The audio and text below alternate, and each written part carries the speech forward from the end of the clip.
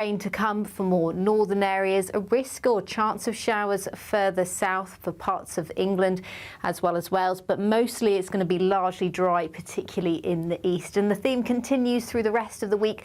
Chance of showers further north, drier further south and relatively warm. Bye-bye. Expect warm spells with the odd rude interruption. Box Boilers sponsors the weather on GB News.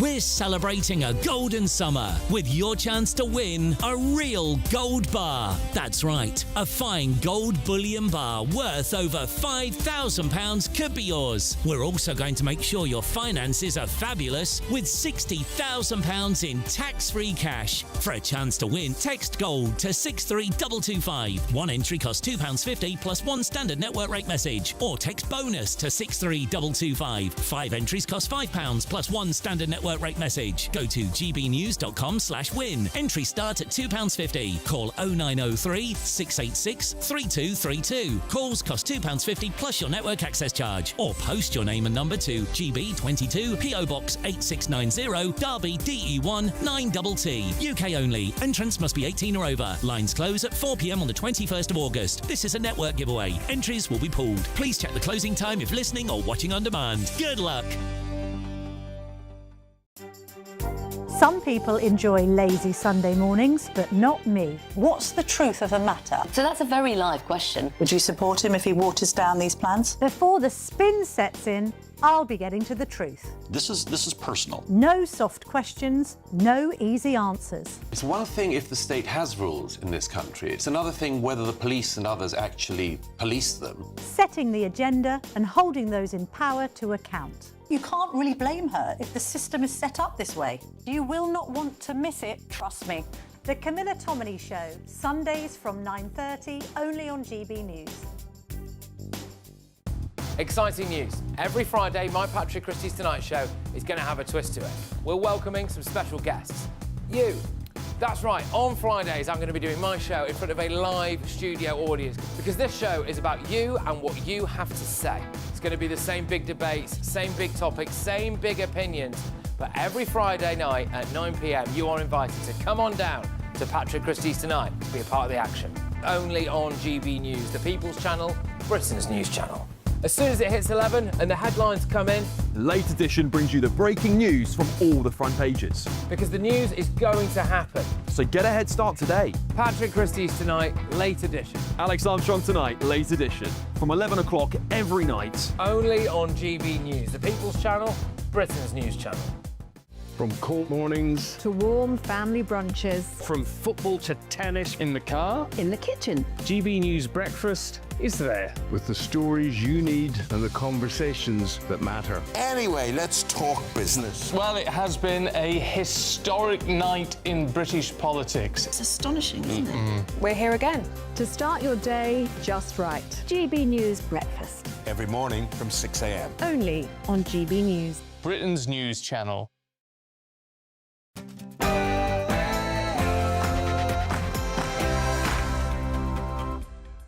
Hello, good evening. It's me, Jacob Rees-Mogg, on State of the Nation tonight.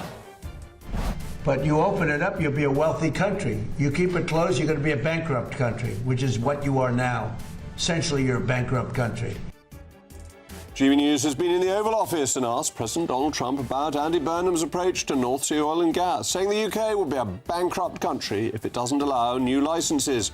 Meanwhile, his new Energy Secretary indicates they will go ahead with drilling. Will the Prime Minister listen to Donald Trump or Miss Van Buller? Also tonight. Reaching out to put personalities and our past disagreements aside for the good of the country. Robert Lowe offers an olive branch of sorts to Nigel Farage as the Restore leader says right-wing parties need to work together. But the Reform leader still rejects the Tories. So can the right unite to beat the lefties? Plus, we're just going to be relentless. People want to see this issue addressed, but we also need to build a system that offers safe routes for people as well, because that also takes away the selling point of the gangs. The Prime Minister finally speaks about immigration, promising to be relentless in stopping the boats. But with 2,000 arrivals in the 3 weeks of his premiership, can Andy Burnham make any difference to the crisis whilst shackled by the ECHR? And is it time to return to Dixon of Dock Green neighbourhood policing? Concerns are being raised about policemen being taken away from neighbourhoods to monitor criminals freed under the early release scheme. Meanwhile, the Conservatives are proposing more use of facial recognition to tackle theft. Is it time to bring back old-fashioned bobbies on the beat? State of the Nation starts now.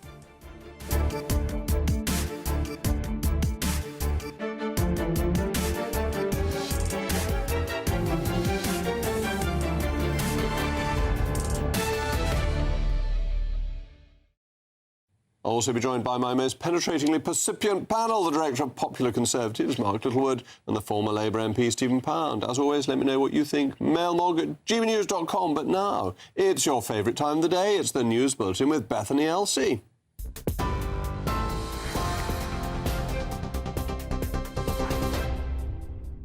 Good evening. Your top stories from the GB newsroom at 2 minutes past 8. We'll start with some breaking news. Moments ago, the US president told GB News Britain is sitting on gold, but warned it will remain bankrupt unless it reopens drilling in the North Sea.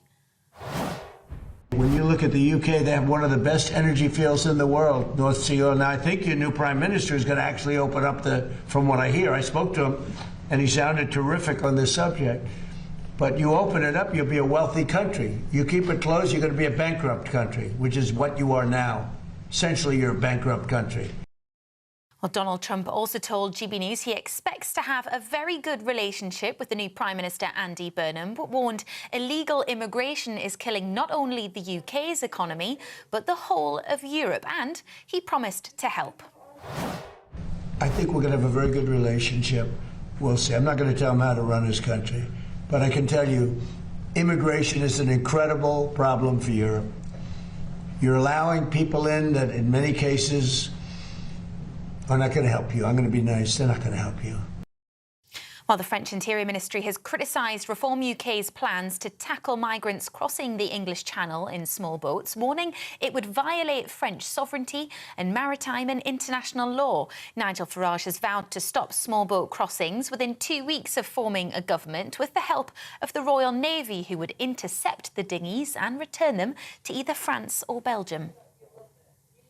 England and Wales have seen their driest July since records began 80 years ago. The Met Office has described the extreme heat and little rain as truly exceptional. It comes as heat health alerts are issued for most of England, with temperatures reaching around 35 degrees Celsius today. The Health Secretary, Yvette Cooper, says the hot weather has to be taken seriously. In May and June, we sadly saw a real increase in the number of people who died as a result of heatwave conditions. The NHS now needs to prepare for summer pressures as well as for winter pressures because the heat has real health consequences. 4 men and a woman have been convicted following a major investigation into child sexual exploitation in North Wales. The grooming gang were found guilty of rape, sexual assault, modern-day slavery offences, drug supply and perverting the course of justice. The convictions relate to 3 teenage girls in Rhyl and the surrounding areas between 2022 and 24. And the comedian Jimmy Cricket has died at the age of 80 after a short illness. He worked the comedy club scene throughout the 70s and 80s before getting his own ITV show, And There's More. He later fronted his own programme on BBC Radio 2.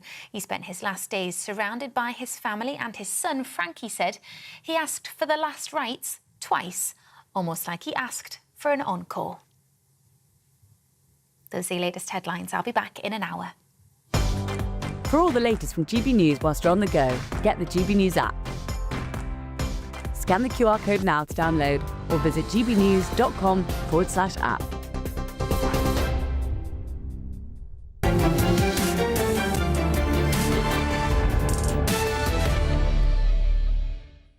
Welcome back to State of the Nation. Just listen to Donald Trump not pulling his punches.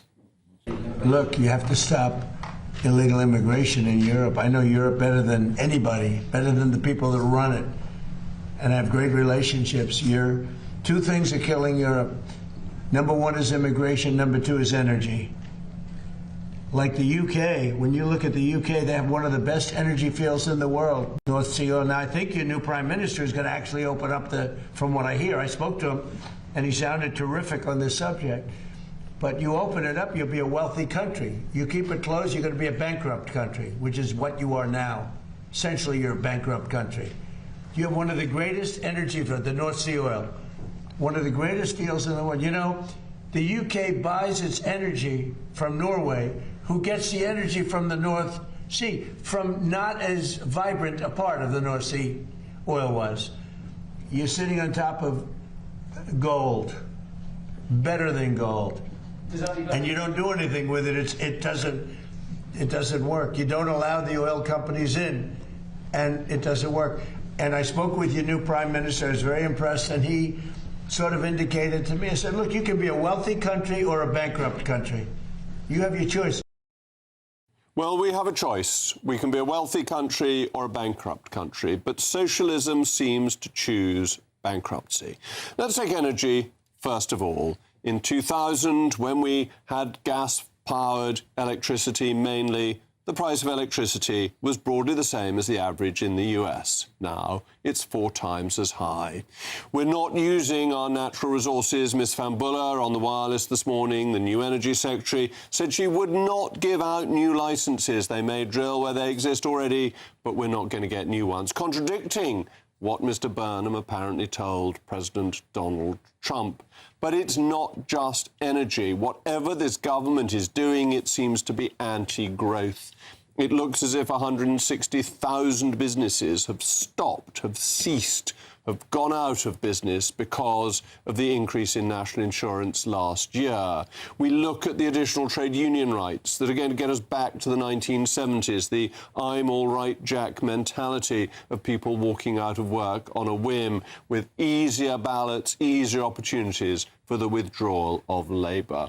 We have policies that will make us cold and poor. Our energy policy is failing, and Donald Trump sees the way through. We need to drill, baby, drill. Not just in the New York North Sea, but we need to get it out from the shale gas deposits that we've got all over the country. The risk of bankruptcy is high. Broadly speaking, we are spending 45% of GDP every year, and we're getting in tax revenue 38%. That's too much tax and too much spending. Debt to GDP is nearly 100%. When you get to those levels, you soon start running out of other people's money. It's classic socialism. It's bad for the country. It's bad for the economy. And there's a solution in touching distance, if only they had the wit and the wisdom to reach for it. As always, let me know what you think, mailmog at gbnews.com. But I'm now joined by my panel, the Director of Popular Conservatives, Mark Littlewood, and the former Labour MP, Stephen Pound. Stephen, we can learn a lot from Donald Trump, can't we? That the US economy has been really turned around since it started maximising its production of fossil fuels in the last 10, 15 years. I'm always reluctant to criticise you because you often speak from the perspective of infallibility.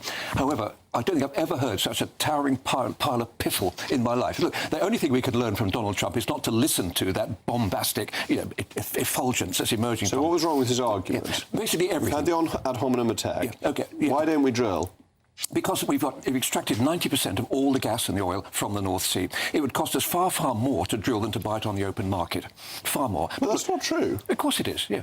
There's an enormous margin on oil when you extract it. We get the taxation. It's very profitable. We don't have the capacity anymore. That's the other thing, because the Norwegians invested, we didn't. But look, the key thing here is, if you look at Donald Trump's America, petrol prices have gone through the roof. The fastest growing political movement in America is the Democratic Socialists of America. He's in a forever war that he cannot win in Iran. He's done nothing in Ukraine. He's done nothing in Palestine, nothing in Israel. All he's got is to attack us in this petty playground school bully way. How dare he say that this country is bankrupt? It's none of his business. But it is his business, because it is not. He's a member of NATO. America's funding NATO. It's essential to our security. Pro-tem. It's fundamental. He wants the UK to be strong. He's a friend. He's on our side. Don't you think? He could have fooled me. I think he's on our side, yes. And I think if Stephen is allowed to attack Donald Trump's America, Donald Trump is allowed to attack socialist Britain. But there's a slight difference in status. You're much more senior than he is. Yes. Jacob, you're entirely right on the analysis here. And to Stephen's point, my test on whether we should be drilling in the North Sea or not is not whether some politician in Westminster is umming and ahhing about whether to issue a licence. It's whether private sector companies are queuing up to do it. That's the test. So, Stephen, if you're right and there's nothing worth drilling for, well, we can issue as many licences as you want. Nobody will step up to the plate. The same goes for shale gas. If fracking isn't going to work, presumably no private sector company will step up to do it. BP have had licences in 2023. They've not drilled in a single one because they know that there's more oil and gas to be extracted from Venezuela and from other parts of the world. So why are you worried about issuing licences? Why have they not since 2023? Why are you worried? Nobody will use the licences if you issue them then. I have to say, I agree in principle. The idea of hydraulic fracturing is a good idea, and it seems ridiculous that we're sitting on this. However, you tell me a single council, whether it's Reform or Labour or the Tory council, that would actually go ahead and approve that in their own backyard. Well, that needs to be approved nationally. I mean, we've not going to have problems with our planning laws all over the place. Well, let's see one single Reform council say, yes, we will allow fracking in our constituency. You've got to do these things nationally. Yeah. Okay. That our planning system is an absolute disaster and is stopping economic growth. That's one of the things that I think is broadly accepted. But your point on BP not investing, that's because they're hit with these penal taxes. So taxes on oil exploration were up to about 80%. I'm sorry, BP are withdrawing because the taxes are too high. Sorry, they sacked their chief executive, Albert Manifold, 2 weeks ago. They've now got a new Meg O'Neill, the new CEO, has got a meeting, their AGM tomorrow, and is in severe trouble. BP are in real trouble, mostly because of Deepwater Horizon and the whole. It's nothing to do with the North Sea. They're in trouble because they went on a mad green expedition. Beyond petroleum they became. Yes. I mean, the real issue here is our energy market over the last 15 or 20 years can barely be described as a market. If you are making sort of investment decisions or trying to turn a buck or make a profit in energy, you're not really interested in seismic surveys anymore or how you might be able to frack here or there. You need to be reading the tea leaves of the political future because the regulatory landscape has been so unpredictable, the tax system so unpredictable, that really you need to be guessing at that. We need to get back to having an established long-term level playing field and then let the market do its work. That's the route to cheap, abundant energy. You say in this country or every country? Well, every country. But Trump's basic point is right. We are teetering on the edge of bankruptcy. We're spending too much. The economy isn't growing. And the government you support is constantly making decisions that make growth harder. It's attacking businesses and it's promoting trade union activism. Jacob, your point about the dichotomy between American energy prices and US and UK energy prices, it's not that our electricity has got more expensive, it's just theirs has got cheaper, partly because ours has got more expensive, I'm sorry to say. Well, I'm sorry, but the ratio is that theirs has become far cheaper, therefore, there's a dichotomy. That's just broadly remained flat. If you look at the graphs, ours has just gone shooting up, particularly in the last 5 years. Well, but mostly because we're looking to the future, not the past. We're looking to be energy self-sufficient with British energy for the British nation instead of relying on Russian oligarchs. We're looking at people peddling to produce a bit of dynamo energy rather than serious in every household. Maybe in Somerset. Maybe in Somerset. We're not serious about energy. But again, Stephen, if there are, I'm not against new technologies coming on stream. I'm just extremely concerned that we think that our politicians have the foresight and the insight to know what those technologies are. Again, if the entrepreneurial market thinks, I don't know, that we can power motor cars with tangerine juice or something, by all means, invest in that new technology. But we've made it a state-run, state-intervened-in sector, and look at the results of it. British companies, certainly if you want to reindustrialise, which seems to be Andy Burnham's clarion call, you can't possibly have energy costs 4 times that of the United States of America. You won't reindustrialise anything. I believe King Charles actually has a car that runs on Stilton cheese and port wine. I mean, well, there you go. Well, if you have a look, when was the time when this country was preeminent in energy generation? It's the 1960s when we actually pioneered nuclear small modular reactors. Coal, the fuel of the future. Do you remember Indeed, that? the white heat of the energy. Yes. It was a Labour government, and it was a nationalised industry. It was a pro-energy rather than a pro-net zero. Yeah, it was a pro-energy government. And cheap, abundant energy was the principal aim of the Labour government, not carbon net zero. Mark, what other government in history, apart from Harold Wilson's government in 64, 66, has been pro-energy development? The dash to gas, which was a Conservative policy which produced low electricity prices, was extremely successful. It was a great soundbite. And it was all sacrificed on the altar of net zero and green ideology. But by Theresa May. Well, I'm not going to exculpate her. Socialists come in all stripes. All right, well, that's my brilliant panel. Coming up in just a moment. I'm reaching out to put personalities and our past disagreements aside for the good of the country. Rupert Lowe, apparently I called him Robert earlier, but nonetheless, Rupert Lowe has offered an olive branch to Nigel Farage as the Restore leader says right-wing parties need to work together. The Reform leader still rejects the dear old Tories. So can the right unite to beat the socialists?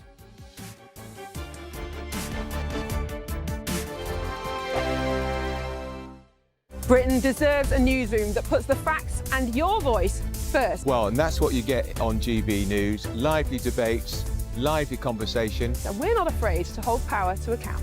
And each other. So join me, Andrew Pierce. And me, Miriam Gates, for Britain's Newsroom, weekdays from 9:30 on GB News. Here at GB News, we made a promise to tell your stories. And on the 6th of August, we're marking 5 years of doing exactly that. Celebrate with us by having your say. Join in the debates live on TV and radio. And tune in as your favourite presenters are live across the country, from Leeds to Aberdeen, from Belfast to Barry Island. Plus, join me in Essex for our biggest live show of the year. Tune in this Thursday, only on GB News, the People's Channel, Britain's news channel. Britain is not just a geographical expression.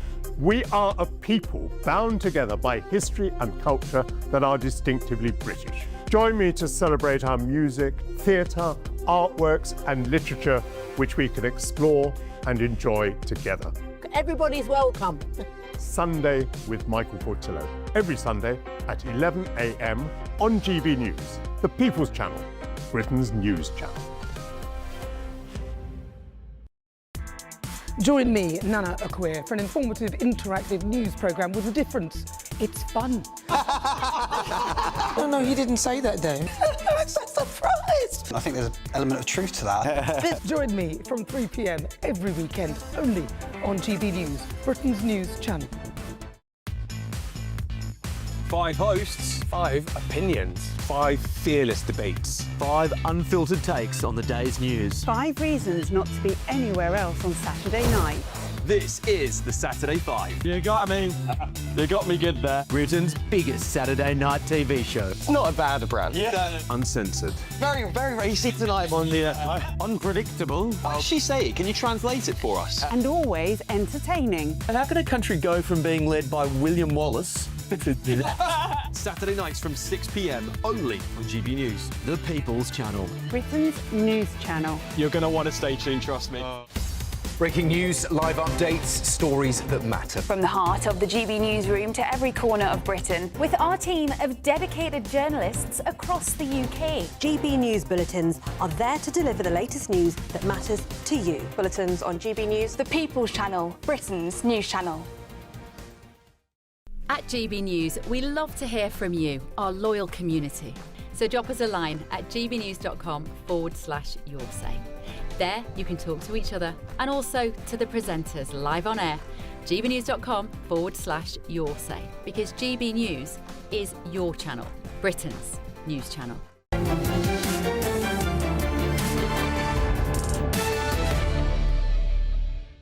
Is it time for the right to unite? The Restore Britain leader, Rupert Lowe, has offered an olive branch to Nigel Farage after a public fallout about the prospect of working together to defeat the left. I'm reaching out to put personalities and our past disagreements aside for the good of the country we all so want to succeed. To ask one simple question: how can we restore Britain? Mr Farage has given a vague but open-minded response. Patriotic voters believe in many of the same things. I understand Reform UK will need the support of people from other parties. I will continue to do whatever is necessary to defeat the left and to provide Britain with the strong, serious leadership it deserves. If it was the offer of a deal, it came in a very unusual way. I have responded to it, potentially, with an open mind, as I would, but I'm certainly not going to be ditching people that I view to be allies. Mr Lowe's proposal comes after a store unexpectedly beat the Tories on first preference votes in the Manchester mayoral by-election last week, with 5,000 more votes than the Conservative candidate. But are the cracks already showing? Rupert Lowe posted earlier today that Nigel Farage had never called him back when he promised to, and Nigel Farage's response also said there will always be a home in Reform UK for those who believe that 14 years of Conservative government, followed by the last 2 years of Labour, have failed the British people, and that our country now needs a fundamentally different direction. With the implication that a coalition of the right would reject the Conservatives, can the right ever unite? And is it time Reform and the Tories put aside their differences and work together to defeat the Socialists? Well, I'm very pleased to be joined by a Reform member, former Conservative MP and Minister, Maria Caulfield. Maria, thank you for joining me. It pains me that we're in different parties because we've broadly agreed on things throughout our coinciding career as MPs. How do you think the right can come together when Rupert Lowe and Nigel Farage have a spat as soon as the suggestion is made?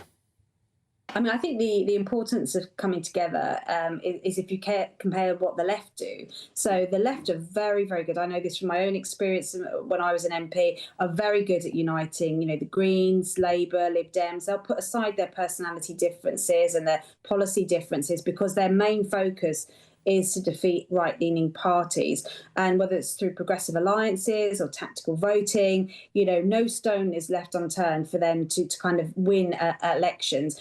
And the only time the right has really done that is when Nigel stood down in 2019, stood his candidates down for Boris in that 2019 election, and it worked, and the Conservatives got a big majority. So we know that this can work from an electoral point of view, and so as Nigel says, a conversation can be had, but I would suggest, I don't know Rupert, but I would suggest that needs to be behind closed doors rather than posting videos on social media or doing a Prince Harry-esque reveal of text messages that have been sent, because I don't think that helps smooth the waters.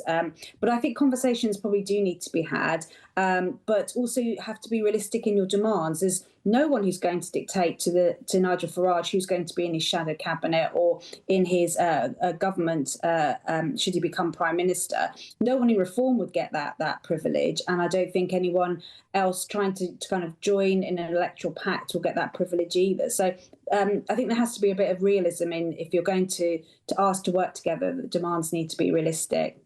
But does this need to be a three-way conversation? Because if you unite, Restore and Reform, you're just back to where you were about 6 months ago. Doesn't it need to involve the Conservatives? And there's no sign that the Conservatives want to join that conversation at the moment. Well, there's not, and the Conservatives have been very vocal about how much they don't like Reform, and I think there is a difference between maybe Restore and the Conservatives. Kemi, I supported Kemi when she went for the leadership of the Conservative Party. I think she's very good, very able. I'm not sure the rest of the Conservative Party behind her are quite so enthusiastic, because Boris tried this, trick with candidates to say, if you want to stand in the election. The connection seems to have gone, so I'd better go to my panel to discuss this, because, Mark, you run Popular Conservatism, which is about shared views across the Conservative Party. Yeah. Do we have any chance of coming together?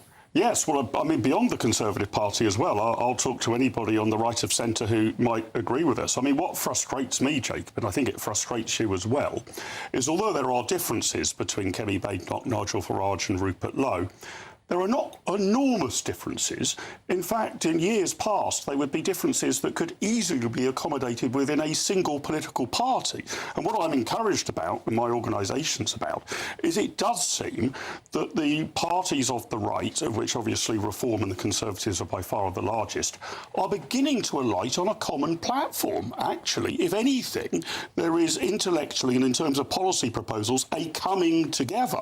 I'm trying to work out what Kemi Badenoch and Nigel Farage disagree about. So you would have thought if that's the case, then some sort of, if not at this stage, electoral arrangement, at least some sort of acts of good faith and stopping throwing brickbats at each other would be extraordinarily sensible, because we may well need each other in future. Stephen, it seems to me that Andy Burnham's done very well in bringing the left together. The Green vote seems to have collapsed, that the Lib Dem vote is declining.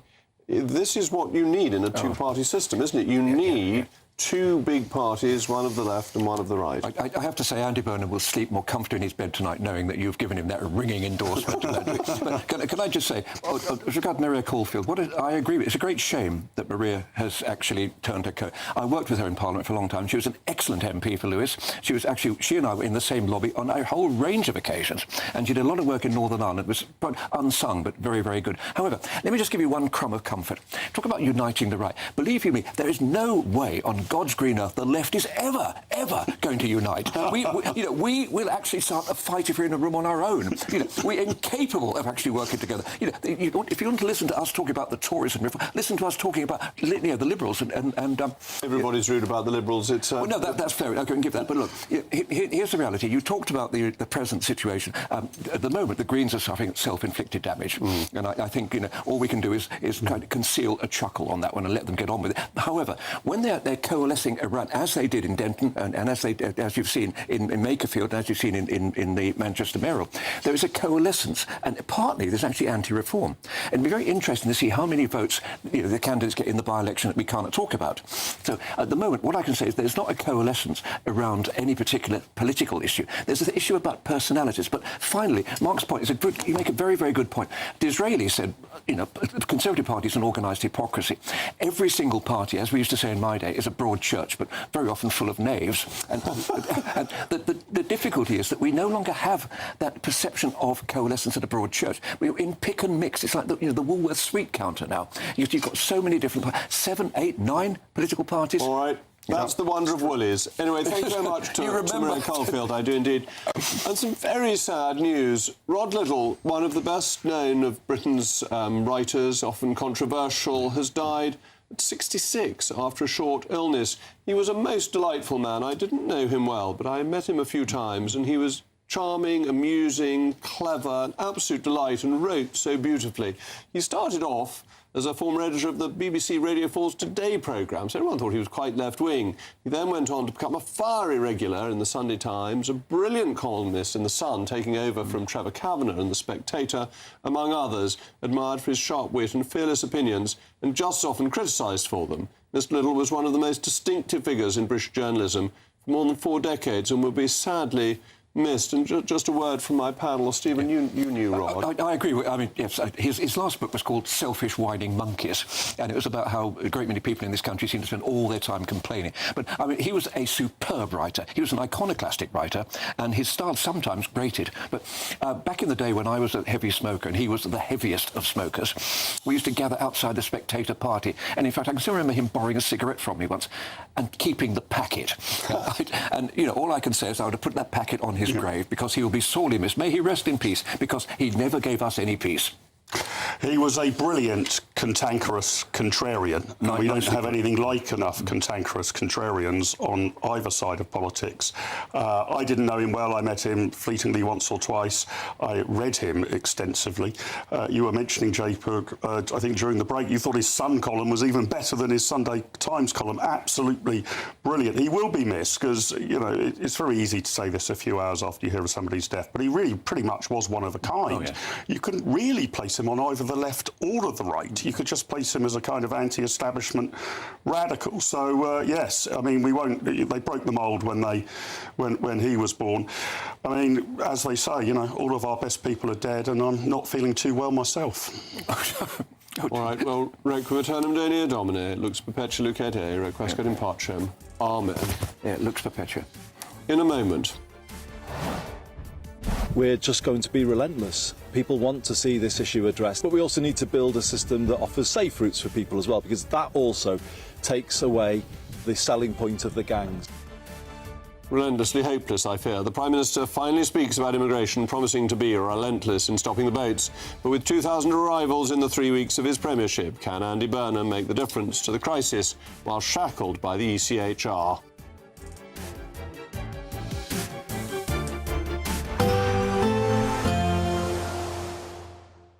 Dinner under the stars tonight? That reminds me of our travel insurance. You mean all clear skies? All Clear Travel Insurance sponsors GB News Travel Destinations Forecast. It's turning more humid over the next few days in the UK, but it's even hotter across the Mediterranean, and the dry and sunny weather is set to continue for most through the week ahead. There may well be a slight downturn in temperatures compared to recent weeks across parts of Portugal and Spain, but we'll still see highs in the low 30s. There may well be one or two isolated afternoon showers and thunderstorms across the Pyrenees, the Alps and down the spine of Italy, but many coastal resorts in Italy, the Balkans, Greece and Turkey will stay fine, sunny and very hot through much of the week ahead. All Clear Travel Insurance sponsors GB News Travel Destinations Forecast. Good evening, welcome to your latest GB News weather update brought to you from the Met Office. A hot night for many of us in the south. Thunderstorms into tomorrow, a cooler day for most to come into tomorrow as well. But at the moment we've got hot and humid air across much of the UK behind this warm front. Cold front is moving in as we head into Tuesday, but that brings some rain to more north and western areas in particular, perhaps parts of the southwest of England and Wales seeing a few showers through this evening. But much of the focus of the rain will be across Northern Ireland and Scotland overnight. Dry across central and eastern areas and very warm and humid indeed. Temperatures holding up in the high teens to start the day on Tuesday. More in the way of cloud around through Tuesday for much of the UK, but there'll still be some strong sunshine in the south and east. Further north, persistent rain to start the day, heavy at times, particularly across more western areas of Scotland, parts of Northern Ireland, also seeing some heavy downpours. There'll be some gusty winds associated with some of these showers as well through the morning. West Wales, perhaps an odd shower through the morning as well as across more southwestern areas, but I think for many western areas there'll just be more cloud around on Tuesday and a stronger wind as well, so it will feel a little bit cooler than it has done today across the west with temperatures a few degrees lower. Across the east though, we've got more in the way of sunshine and less of a breeze across the east of England, so it's going to be a warmer day for these areas. Thunderstorm warning for Northern Ireland throughout the afternoon and into the evening because the thunderstorms could bring some impacts to any outdoor events going on in Northern Ireland into tomorrow. On Wednesday, more rain to come for more northern areas, a risk or chance of showers further south for parts of England as well as Wales, but mostly it's going to be largely dry, particularly in the east. And the theme continues through the rest of the week. Chance of showers further north, drier further south and relatively warm. Bye-bye. From cold mornings to warm family brunches, from football to tennis, in the car, in the kitchen, GB News Breakfast is there. With the stories you need and the conversations that matter. Anyway, let's talk business. Well, it has been a historic night in British politics. It's astonishing, isn't it? We're here again to start your day just right. GB News Breakfast. Every morning from 6 a.m. Only on GB News. Britain's news channel. Hi, I'm Michelle Dewberry and my show is your opportunity to cut through all the noise and dive in headfirst to some robust debates. Ideas clash. Situation, no, isn't it? No, because the failure is... You're deliberately avoiding my point. Nothing's held back. And if you think this is the end of it, wait for more. And we do not shy away from the difficult stuff. Sometimes I want to shake people and say, if only you understood. So join me on Dubes & Co weeknights at 6 p.m, only on GB News, Britain's news channel.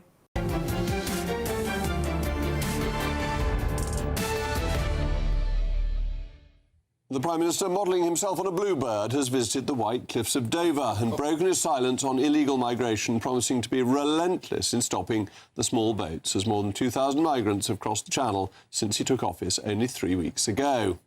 Just going to be relentless. People want to see this issue addressed. I heard that on the doorsteps in Makerfield, but we also need to build a system that offers safe routes for people as well, because that also takes away the selling point of the gangs. So on every level we've got to come at this, but crucially increasing the enforcement activity. So there's been a doubling of enforcement officers through the National Crime Agency.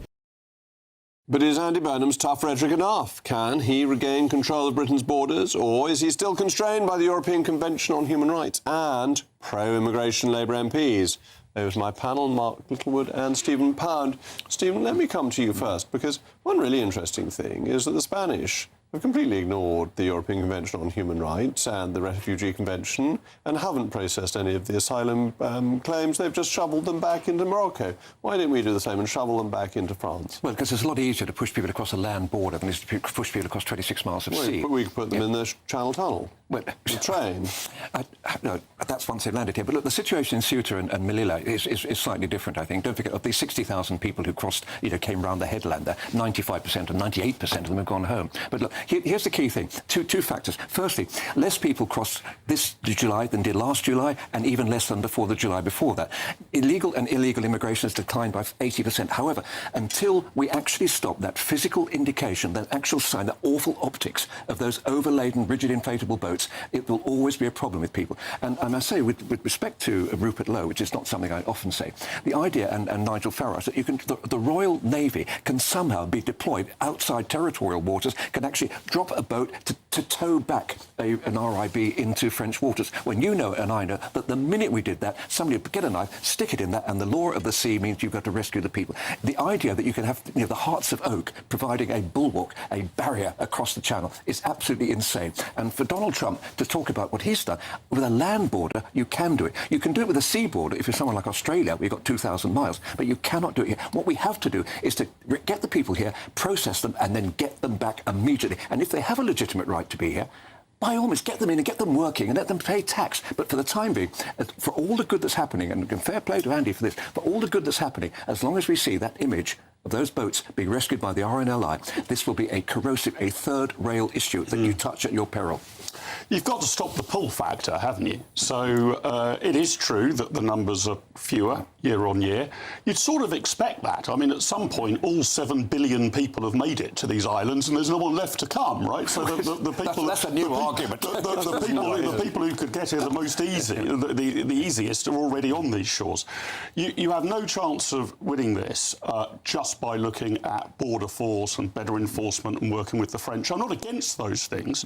You might stop a trickle, but you mentioned the European Convention of Human Rights, Jacob. I think there's also the welfare tap. I mean, what's essentially happening is people are making a rational judgment about what the likely percentage outcomes are affecting their life if they make it to these shores. What's likely to happen to me? What's the chance my asylum application will succeed? If it fails, what's my chance on appeal? How will I be treated while I'm here? Will I be put up in a decent hotel and fed and watered and given other sort of things? And they are making rational calculations. You have to switch off that magnet. You have to depower it. If you don't, given that France has got, 3,000 miles of coastline, the British Isles, I think, about 11,000 miles, you're not going to be able to stop it. And so I don't want Andy Burnham to be relentless. I want him to be smart. And the smart thing to do is to change the legal apparatus. I would make it much harder to claim asylum here. I would make it a political decision, not a judicial one, and to make welfare much harder to claim while we're processing it. That would solve the problem. Exactly what Shabana Mahmood has now done. You can no longer get indefinite leave to remain and lead on to British citizenship in the same way that you could before, when you simply had to keep your head down for a couple of years. We did that in Labour reversed it. So we said anyone who came here on a small boat, arrived illegally, could never get British citizenship. And Labour changed the law within a few weeks coming into office. The no recourse to public funds rule, which still apply. But here's the interesting thing. Last week, the French gendarme, also the CRS... We may say no recourse to public funds. They all get recourse to public funds. They do not. They get £84 a week. Well, why is that from? Is that not that's public funds? Well, that's and they get somewhere to live. Well, and they're fed and watered and housed. This is substantial public funds. Only while their cases are being reviewed, which is why it should be done quickly. Takes years. Yes, well, it shouldn't. But look, last week, the CRS, the Compagnie République Sécurité, threw tear gas, if you remember, at some people trying to board. The French and the Belgians are actually doing something about it. And, there was an uproar in this country. The Belgians have been pretty good, actually. The Belgians have been much better than the French. But isn't it interesting? There's now a 300-mile coast coastline there, which the people slung. They're doing this American football technique of flooding the field. They're now launching for all along the coast, over that 300, and that shows that we're winning. But, Stephen, the reason that it's taking so long to process is that there is now a substantial sector of the legal profession who are making their living out of defending every last right. I mean, we obviously hear the more preposterous ones. I think there was one the other week about you can't send me home because my daughter tends to wet the bed. I mean, we've had chicks, but don't forget... The idea that is even adducible in evidence is utterly outrageous. And I'm afraid that is all of the overhang of the Human Rights Act. We have decided to politicise our judiciary and to put them in charge of asylum cases rather than it being a political decision. I want to re-politicise this. And one thing the Prime Minister was quite wrong about when he went down to Dover was to say, I want to take the politics out of it. No, this is a political decision. Sincere people can disagree about the solution, but the idea this isn't a political question is absolutely absurd. Burnham was wrong. Would you not agree? Would you not support the change that we have made, where you no longer have a right of indefinite appeal? You only have one appeal now. I mean, when Jacob and I were MPs and we dealt with these, I did probably a lot more in London than you did in Somerset. But people would have 7, 8, 9 different levels of appeal. That's you can't do one tiny that. tweak you in can't, the right it's direction. a very, very significant one. You won't be able to make a significant one until you leave ECHR. Can I just deal with one particular, sort of shoot down one particular thing? The European Convention on Human Rights is nothing whatever to do with British judicial interpretation. No, it's the HRAs that's the problem. The Human Rights Act it's not binding on our judiciary. It's advisory. So our judiciary. And what I will hold on, the HRA is binding on our judiciary, and they have to interpret law as far as possible in a way that meets the HRA, and if they don't, issue a certificate of incompatibility, which Parliament has almost invariably accepted. So it's very important. Interpret as far as possible. That's an open door. Well, I mean, and it'll be closed. Why not just get rid of it? I think these decisions are political. So people at different sides of the political spectrum can legitimately disagree, but I think they should be fought at the ballot box, not in a court of law. It is outrageous. We've done a disservice to our judiciary by allowing them to make what are highly sensitive political decisions. I would get asylum back to this as well. I think asylum applications should be to the Home Secretary, not through an asylum process. In every case? Yes. For God's sake, there's not enough hours in the day. Well, I mean, the general answer is going to be no. You will have to be on the preferred list, with having persuaded our government that your life is seriously in danger to get on that list. It will be a political decision. That's the big question. The question should be political rather than judicial. It's a decision of who you want into the country. The same should go... Because of human rights law, we've taken a lot of decisions away from politicians. So when life sentence prisoners are released, when asylum claims are met, have all become judicial rather than political. I think it was better when they were political because the politicians understand what the nation will live with. Well, here's where we perhaps disagree. I don't think the judiciary should be politicised. I don't believe in a politically motivated judiciary. I think the judiciary is one of the great pillars of state. It's one of the third estates, the second or third estate, which actually defends us against politicians. I think the judiciary has a crucial... But it's become politicised. I think that's Mark's point. We've politicised it by giving it political decisions. Anyway, politicized.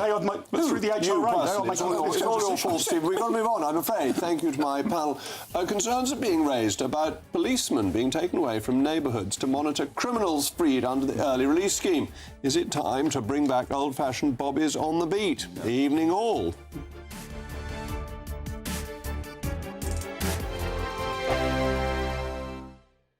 This is GB News, Britain's news channel. Well, Charlie, as most of the viewers know, I would be involved in agriculture. This isn't quite agriculture. It's quite close to it, the cousins of. A lot of things that go on in agriculture are on display here. Thousands of people coming to this site, Ragley Hall, just about 45 minutes out of Birmingham. We are the modern ruralists, and here today we have the craft yard. We've got 9 different crafts, all demonstrating what they're up to. Here we have the wheelwrights, and they're bonding a wheel here. So this is an ancient craft that's been going for about... Barney Murray's a bit of a legend, quite frankly. He's the national champion, master dry stone waller, comes from North Wales, and he's a bit of a Thor lookalike, so he's quite popular. GB News, the People's Channel. GB News Breakfast, every day from 6 a.m. Now, at 16 minutes past 8, the annual bike ride from Yorkshire to London is taking place today, aiming to honour the legacy of the Batley-on-Spen Labour MP Jo Cox, who was murdered by a far-right terrorist in June of 2016. Well, the bike ride aims to champion a cause she was passionate about, as this year marks the 10th anniversary of her tragic death. Kim, if we can just start with you, what is your sister's legacy? Well, there's so much that we've got to be proud of that's been done in Jo's name. It's just been 10 years since she was murdered, and what has kept us going as a family has been the way that so many amazing people, including people like this amazing man, have done things in Jo's name to show what our country is really about. And you've got all these amazing people today from all different backgrounds, all walks of life, celebrating the things that we have in common, not agreeing on everything. GB News, the People's Channel. Good afternoon, Britain. Weekdays from midday. It's a difficult question. Honestly, I don't think I would at this rate, because I think the government tracks, when we say we're fighting for Britain, what are we actually fighting for? The concept of Britain, I don't think exists anymore. When I look at Britain, when I go outside, it doesn't seem to be very British. And I think the core demographic of the people who would normally fight, these white working class boys who, you know, have been fighting for Britain, who we expect just to sacrifice their life in a fight, you know, they've been demonised for decades and decades by the government, by our education system, by the media. Economically, they've been disadvantaged. So why would we expect them to risk their lives when we've demonised them for so long and took them for granted for so long? And this concept of Britain fighting for the British government, you know, the British government has betrayed us. GB News, the People's Channel.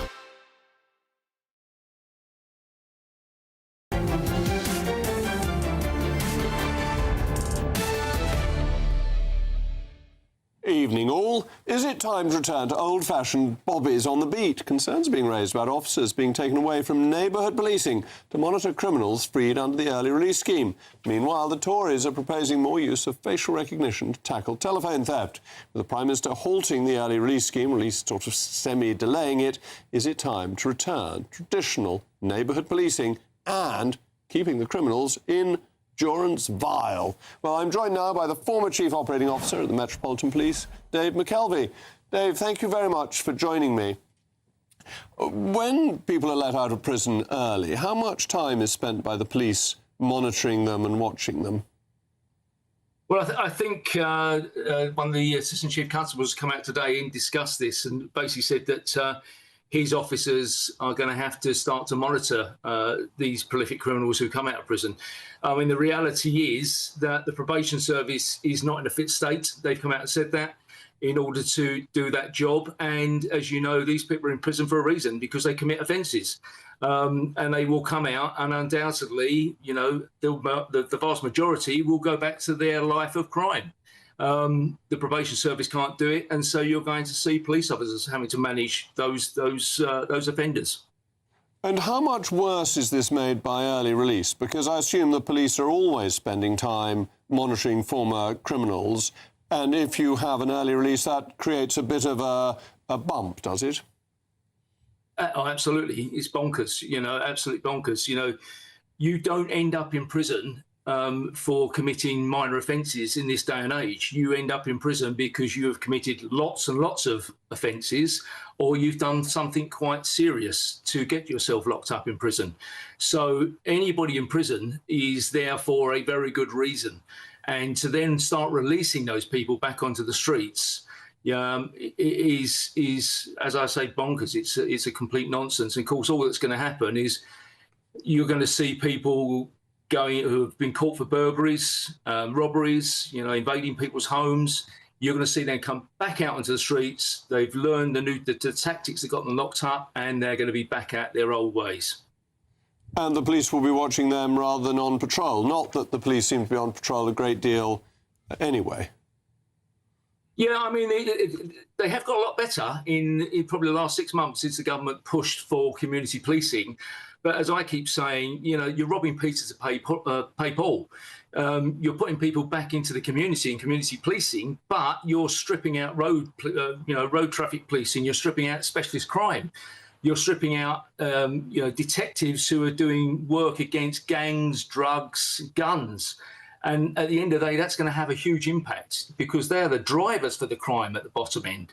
So, you know, you're seeing more cuts coming. The Met are talking about 3,500 less police officers. So something's got to give. And at the end of the day, the police have got to make a decision what they're going to deal with. And the reality is they can't deal with community policing and all of the other stuff. They've got to make decisions. Well, thank you very much for valuable insight, because I now turn to my panel. Mark, it seems to me that if the police are on the beat, they'll be able to see all these notorious criminals who've just been let out of prison just as effectively as if they're sitting outside waiting for them to leave their hostels. Well, that might be true. I mean, I wonder why the situation here apparently is getting worse when you would think that there were some now quite straightforward and cheap technological solutions to this. I mean, 30, 40, 50 years ago, we couldn't give somebody an ankle bracelet and have GPS to check that they had gone back home by 10 o'clock at night and were allowed, I don't know, no more than a mile away from their house. You could be pinpoint exactly where they are. It seems to me that should actually make early release enormously safer than it was when I were a lad. So why are we so unimaginative in the public sector about reaching for these sort of solutions? It seems to me it should be cheaper and safer than it was 20 or 30 years ago. I think there are two separate issues here. One is technology, and I have to say that at the moment, phone theft in London has actually declined by 50%. You know, the people grabbing the mobile phones, mostly because of technology and actually blocking off the phones. But look, here's the reality of what policing is like today. I mean, we all know 20,000 police officers, we lost that number between 2010 and 2020. We're only just building it up again. But look, do you know there's only 2 police stations open 24 hours a day in a 16 million person city of London? 2 police stations open all night. In my part of the world, there's about 4 police cells. You have to take somebody to Heathrow Airport, to a place called Polar Point. There are no police stations where you have the police canteen, where you actually have that place to actually have a muster room, actually where you can stand easy before you actually go out. That's all gone. So the whole ethos of policing being locally based is now disappeared. However, the one bit of smidgen of good news is we do now have the safer neighbourhoods teams, particularly in the big cities, certainly in my part of the world, and those are new officers coming in. There is a conundrum, isn't there? The crime has actually been going down, but the perception of crime is still as bad as most ever. crime. Most crime. Fraud has been going up. But violent crime, personal crime, murder's been going down. I've got a theory about that. My theory is that if you like, the social fabric is beginning to unravel a little bit. So, although you might not actually have a horrific crime committed against you, you're noticing people, I don't know, barging in queues, jumping through a ticket turnstile. A lot of rough sleeping. A lot of rough sleeping, and so you're more on edge about the general safety of society, even if you've not experienced a crime. So, seeing that society is not peaceful and at one, I think, leads people to that conclusion and rationally gives them that fear, even if the statistics don't fully back it up. Well, but on that point, if you see a police officer, a man or a woman, walking down the street in uniform, you are reassured. However, Indeed, but I'm going to have to cut you off on that great point, because we're going over to Paddington, of course, where Dixon of Dock Green had his beat, and Patrick Christie's from Paddington. Is Dixon of Dock Green coming onto your programme this evening?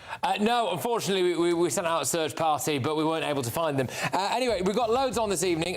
Is reform right to put the Navy in the Channel? We're also going to be talking about the amount of foreign offenders that are being moved into houses of multiple occupation. There's some devastating stats on that. And should people on benefits be given discounts for holidays and sex toys? All of that and more, 9 to 11 p.m.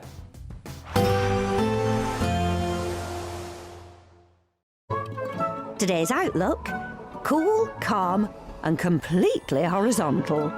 Boxed Aircon sponsors the weather on GB News.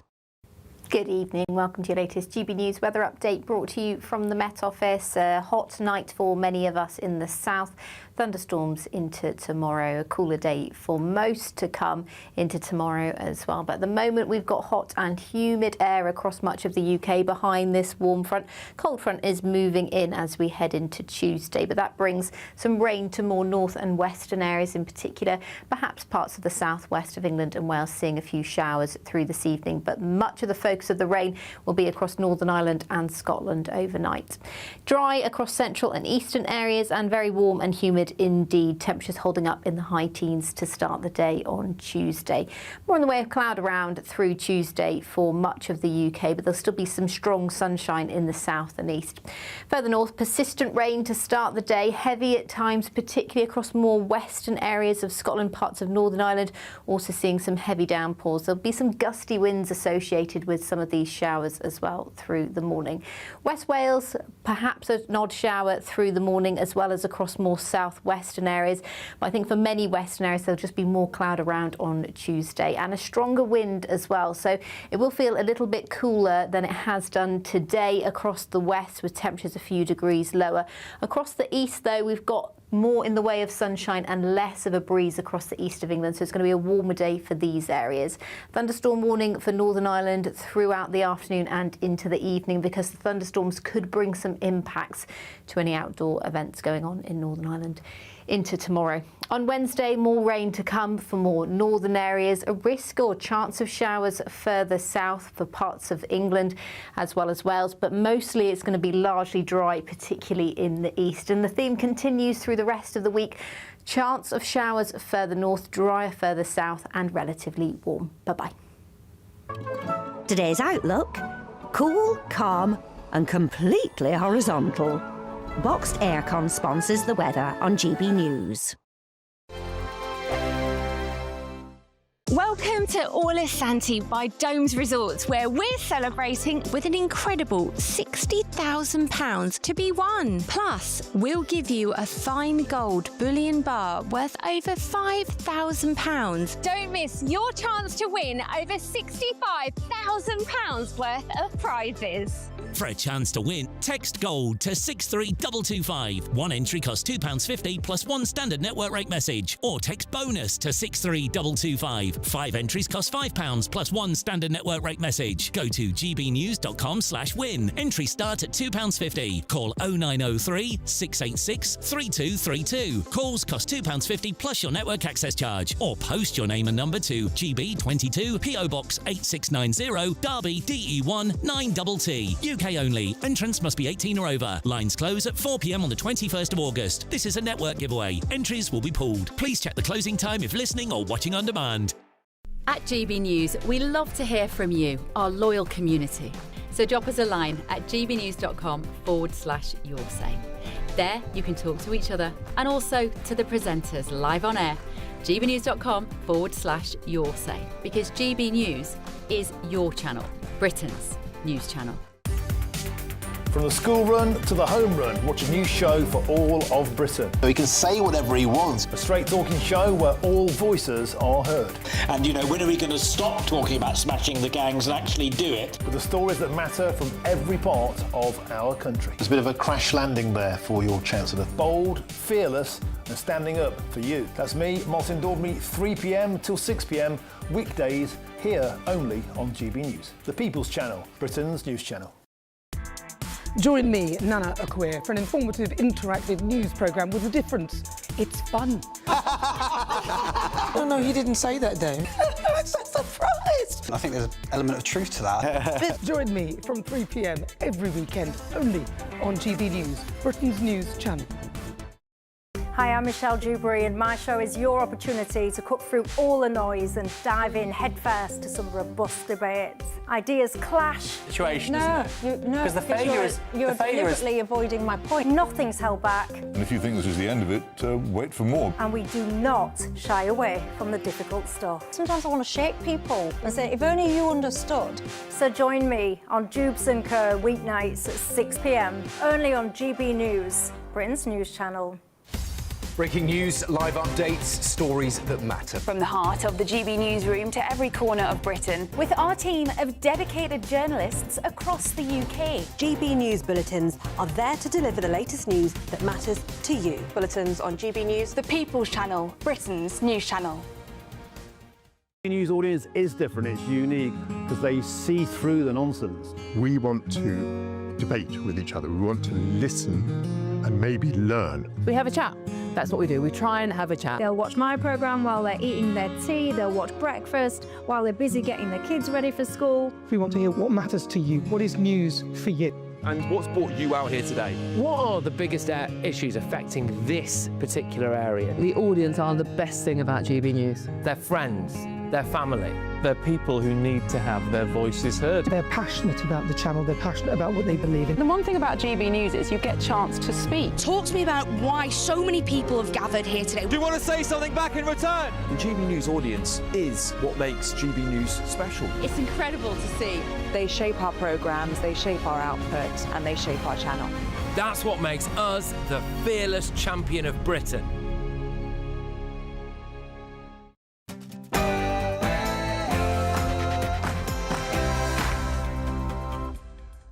It's 9 p.m. I'm Patrick Christie's. Tonight, 200,000 people have turned up on our beaches illegally, including murderers and terrorists. That's more people than stormed the beaches of Normandy on D-Day. Reform will respond by ordering His Majesty's Royal Navy into the Channel to defend Britain's borders. well, Reform launched their policy to put the Navy in the Channel to stop the boats, whereas Labour also need to build a system that offers safe routes for people as well, because that also takes away the selling point of the gangs. But they seem to just want more ways for people to break into Britain. Meanwhile, breaking news in the last few minutes. The Afghan national arrested over the murder of a Scottish refugee charity worker has now been named as Sharif Ahmadazadeh. He apparently arrived in Greece on a small boat in 2016, converted to Christianity, married an American woman and set up a migrant charity. Also... mother! Well, talking of Afghan small boat migrants, there are 1,500 foreign criminals living in taxpayer-funded houses because we can't deport them. And there are plans now for a 13-storey Islamic centre in London, which already has about 500 mosques, plus... I'm reaching out to put personalities and our past disagreements aside for the good of the country. Should Reform and Restore do a deal? And... Nothing beats a Jet2 holiday.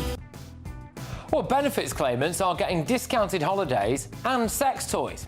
On our panel this evening, we've got Daily Express columnist Carol Malone, Reform UK's Sir Jake Berry, and political commentator Kai Wilshaw. And what's going on here?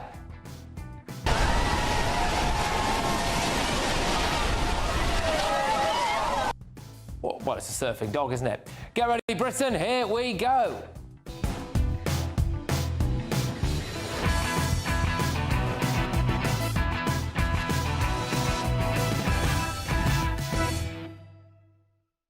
The government didn't want you to know how many foreign criminals are living in your area. Next.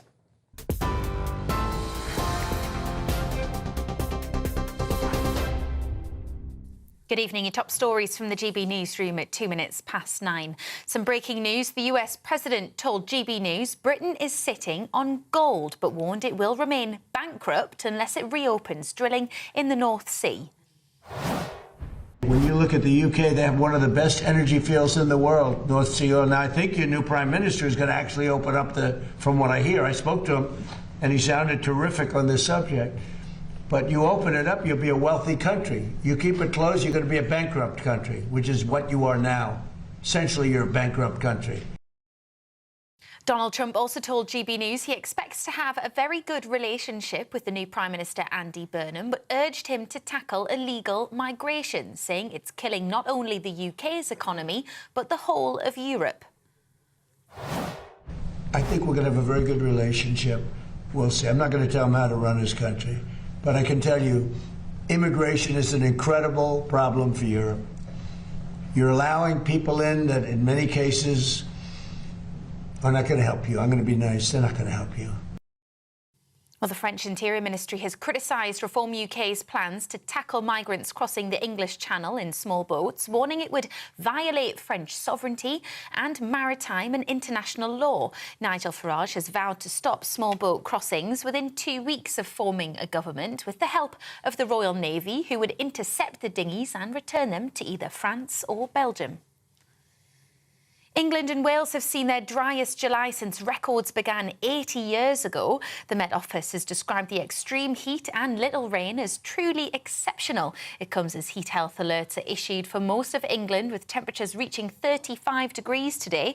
The Health Secretary, Yvette Cooper, says the hot weather has to be taken seriously.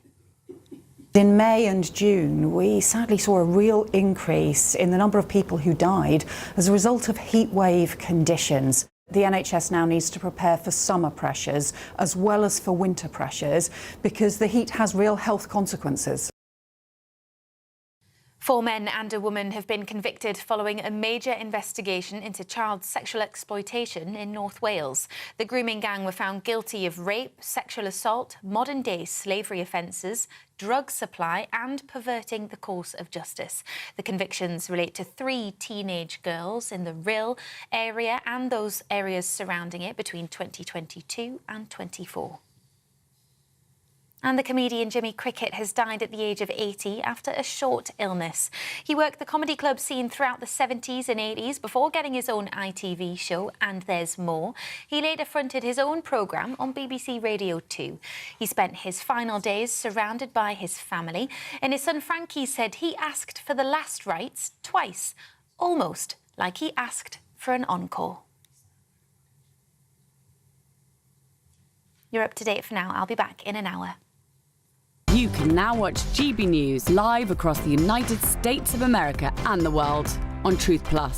Scan the QR code to find out more or visit gbnews.com/truth.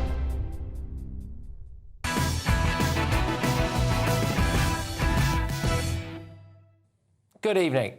The government could be about to move a foreign criminal next door to you. Foreign criminals are being moved into taxpayer-funded asylum accommodation across Britain because Labour is just not deporting them. A bombshell investigation by the Daily Express revealed that 1,500 convicted foreign criminals are now living in taxpayer-funded asylum accommodation indefinitely. You are paying for a foreign criminal to be given a house. You also need to be aware that the government did everything in its power to stop you finding out about this. They repeatedly denied multiple Freedom of Information requests from the Daily Express, and they were ultimately forced into revealing the true nature of this utter scandal by the Information Commissioner. Now, I want to give you some examples of exactly how this could work in practice.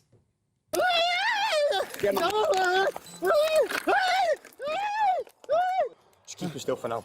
Yeah. Yes, that's the Sudanese illegal immigrant who was sentenced to 2 years in prison for wandering into a school with a knife, a hammer, a hatchet and half a litre of petrol. Now, because he's already served more than a year on remand, he's actually eligible for release this week, potentially. Now, I'd bet good money he won't be deported, so there is a very good chance they'll just move him back into an HMO somewhere in the country. There will likely be people in that area with kids. They won't be told about him moving in there. It doesn't bear thinking about what could happen, does it? Now, what about this guy?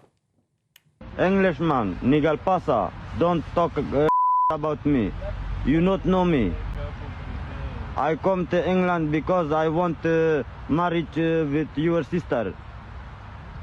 Don't talk about me more. I gonna come to England. I gonna mother. Madder Passer, the bloke who threatened to kill Nigel Farage and forcefully marry his sister. He's in prison, and we're able to see exactly how he's getting on in there because for a while he was even posting videos on an illegal phone from behind bars.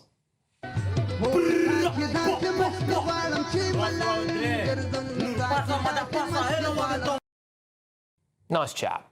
Reformed character, I think. He could be released around April next year. Now, he's from Afghanistan.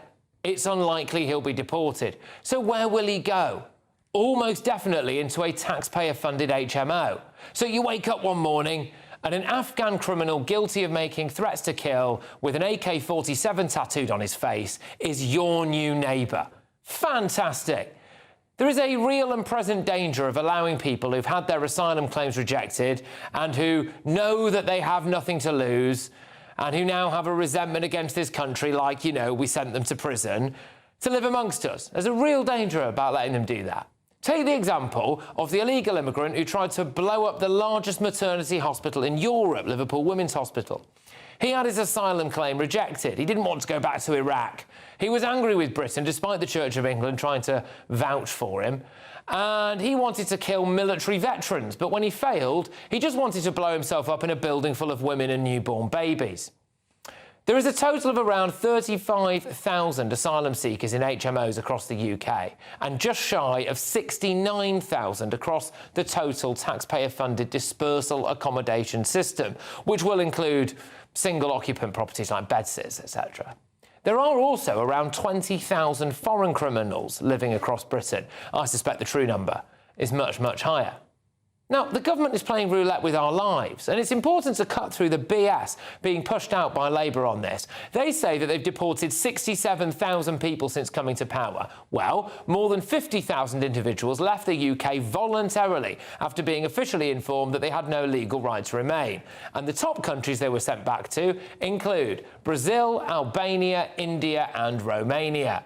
Well, good, they shouldn't be here, but they're not sending anyone back to Afghanistan, Sudan, Iran, Eritrea or Syria, which is where most of the threats are coming from. And what is Andy Burnham's big plan here? So, working with local areas, Number 10 North will oversee the biggest council house building programme since the post-war period.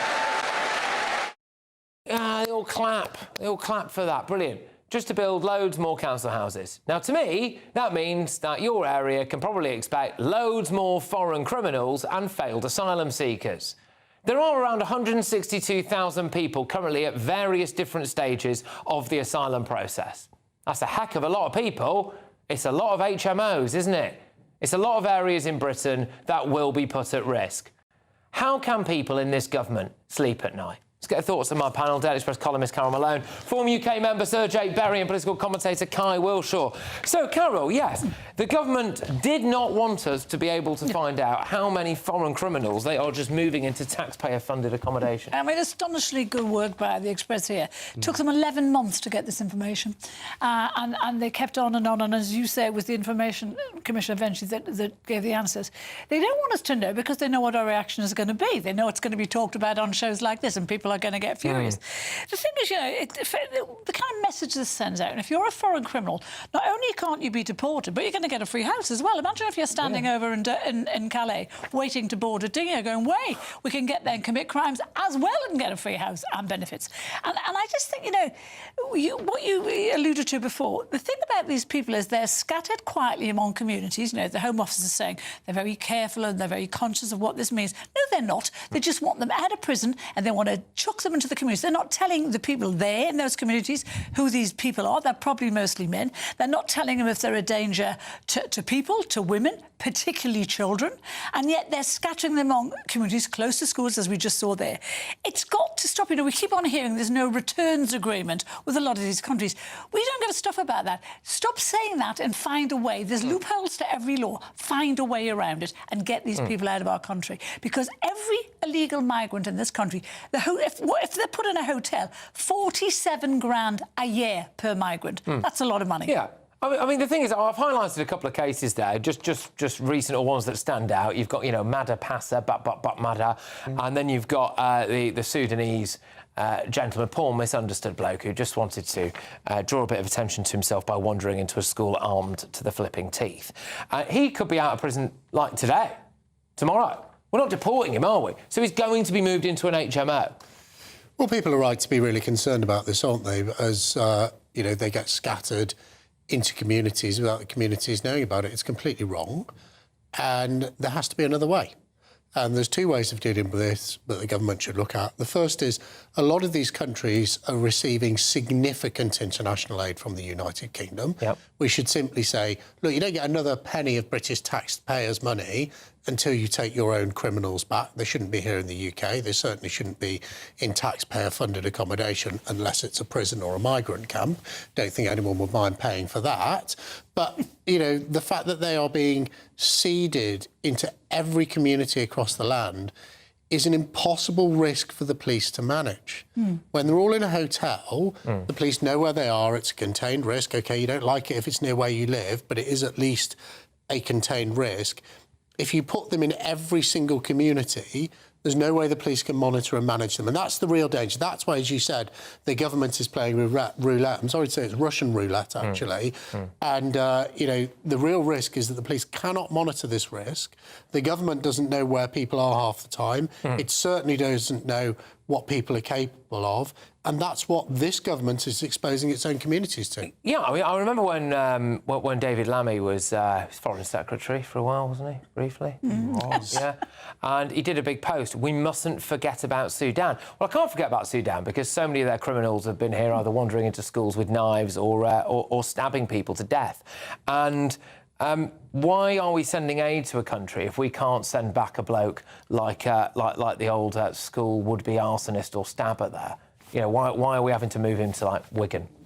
Yeah, no, Patrick, look, I agree with you on this. I think we all agree on this. I don't like the policy of housing foreign criminals in HMOs at all.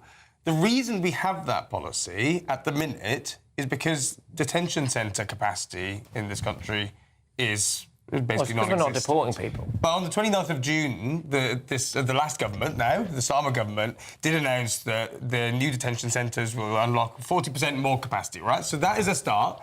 Andy Burnham also, you know, you play that clip, a very selective clip. On this topic, though, on immigration detention centres, he said, I agree with Farage, that we need to make more use of them. So actually the mood music from this government is exactly what you were calling. No, it doesn't change unless you deport before we them. get to the fact that you deport them, obviously. Yes. And look, as we know, it's quite difficult to do that. Some of the measures that you're suggesting, things like visa penalties, have worked, right? With countries like Namibia, Angola, DRC, which Shabana Mahmood imposed a freeze on, and then they actually did say, all right, we'll take back our foreign criminals. But with countries like Sudan, with Afghanistan, Afghanistan, we don't even have relations with the Taliban at the minute, right? But if many of these places don't have a functioning government, so how do you propose getting those criminals back? If you're talking about just dropping them off? If you're talking about detention centres as well, do not put detention centres next to villages, which is what they're doing in Oxfordshire. They're putting 1,200 of them in a detention centre in a village that only has 840 people. There's going to be more migrants there than there are people. And also the outrage thing is we paid between, it was July 24 and October 25, we paid 6.5 million quid to foreign criminals to go away. What the hell are we doing that for? Because that's 6.5 million quid. Because that's the easy answer. Because 50,000 have left voluntarily because of how difficult it is to actually get people to leave and negotiate I'm not quite sure that people with from countries Romania so that they take back their foreign criminals. Threat that maybe they are. I mean, look, at the moment we have a situation where Pakistan will not take back the vile rape gang leader. Yeah. We are giving hundreds of millions of pounds in aid to Pakistan. They have a lot of benefits in terms of visas, the ability to enter this country. They're a Commonwealth country. Why isn't the government toughening up? We all want them to succeed. Why isn't the government taking up and saying, we will not issue one more visa to a Pakistani national to come to the United Kingdom until you say your criminals back? They've got no backbone. That's why we need a new government that will fight for this. It's also the fundamental changing of areas. You know, we've had a good discussion there about the practicalities of this and how risky it is and all of that stuff.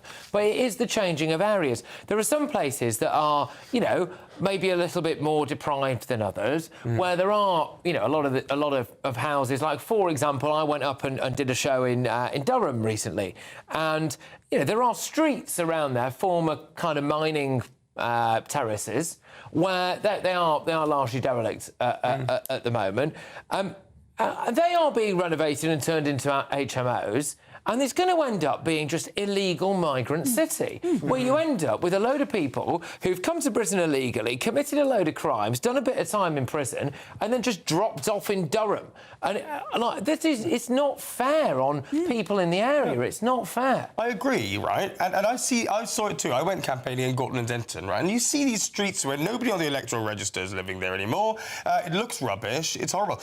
But And you I think the campaigned for the reason party that wanted more of that, by the way, so well done, mate. Well, no, the policy change to disperse people across the country in all local authorities was by the Conservatives, and the fact that companies like Serco and so on are given these contracts to house people in HMOs, not just hotels and so on, means that, of course, they're going to look for bang for their buck. They're a private company. They have shareholders to look after. They care about their shareholders, not the person whose HMO is... So the government knows that. Why award contracts to people like that? You know, the thing is, the only way to get rid of these people is to leave the ECHR, and Birmingham doesn't have the guts or the stomach for that. You know, because if we leave the ECHR, there's no human rights claims. There's no claims for my son doesn't like foreign chicken nuggets. There's no slavery claims. We That's just not get rid. true. That is true. That's not true, because it still doesn't solve the question of what do you do in that country, whichever it is, and it's most of them, by the way, don't accept back their foreign criminals. What do you do? What do you do? You would think... There are countries that will take them. Right. So you'd think, given it was such a big issue in Gorton and Denton, that the Prime Minister would have said something more than we'll open up more and safe and legal routes. Yes. By the way, that's not going to stop these people coming over on the boats. They won't come by safe and legal routes anyway. They will compound the problem. We will have more people coming here, and we can't see, because of the huge backlog, we can't seem to handle people we've got here already, let alone the scenes you're seeing in Spain and places like that, which could happen in the UK. We've run out of HMOs, all the council houses, that you know, yay, we're going to build a load more council homes, fantastic. Who's going to live in those homes? We know who's going to live in those homes. It's foreign criminals and illegal immigrants, a lot of them. Anyway, a Home Office spokesperson has said all foreign national offenders who receive a prison sentence in the UK are referred for deportation consideration at the earliest opportunity. A record number of foreign national offenders have been returned from the UK under this government, over 9,800, which is a 36% increase on the 7,185 returns recorded in the 21-month period ending June 2024. The decision to release a foreign national offender into the community is never taken lightly. The threat of harm to the public is carefully considered, and suitable accommodation is sourced prior to their release to manage them effectively in the community, in addition to stringent reporting and electronic monitoring conditions. Wow, that's good, isn't it? OK, time now for the Great British Giveaway, and it's an HMO in Wigan. No, it's not. It's 60 grand in tax-free cash and a gold bar worth £5,000. Here's Hayley Sparks with the details. Welcome to Orla Santi by Domes Resorts, where we're celebrating a golden summer. And you could be enjoying a golden year with an incredible £60,000 to be won. That's tax-free cash that you'll get to spend on anything you like. What would you do with it? You could relax knowing that we've got those day-to-day financial pressures sorted. Or find yourself celebrating in the lap of five-star luxury, somewhere like here, the Spritzeria. Plus, we'll give you a fine gold bullion bar worth over £5,000 that you can keep or gift to a loved one. Don't miss your chance to win over £65,000 worth of prizes. For a chance to win £60,000 in tax-free cash and a real gold bar, text GOLD to 63225. One entry costs £2.50 plus one standard network rate message, or text BONUS to 63225. 5 entries cost £5 plus one standard network rate message. Go to gbnews.com/win. Entries start at £2.50. Call 0903 686 3232. Calls cost £2.50 plus your network access charge, or post your name and number to GB22 PO Box 8690 Derby DE1 9TT. UK only. Entrance must be 18 or over. Lines close at 4 p.m. on the 21st of August. This is a network giveaway. Entries will be pooled. Please check the closing time if listening or watching on demand. Good luck. OK, loads more coming your way, including this. 200,000 people have turned up on our beaches illegally, including murderers and terrorists. That's more people than... Yes, indeed. So that's Reform's vow to use the Royal Navy to stop the small boats. And it's really thrown the gauntlet down to Labour. Will they follow other EU nations, actually, and deport people immediately and use the military to do it? I should really say members who are in the EU. Anyway, I'm not holding my breath. But before that, do benefit claimants really deserve discounts on holidays and sex toys? That's next.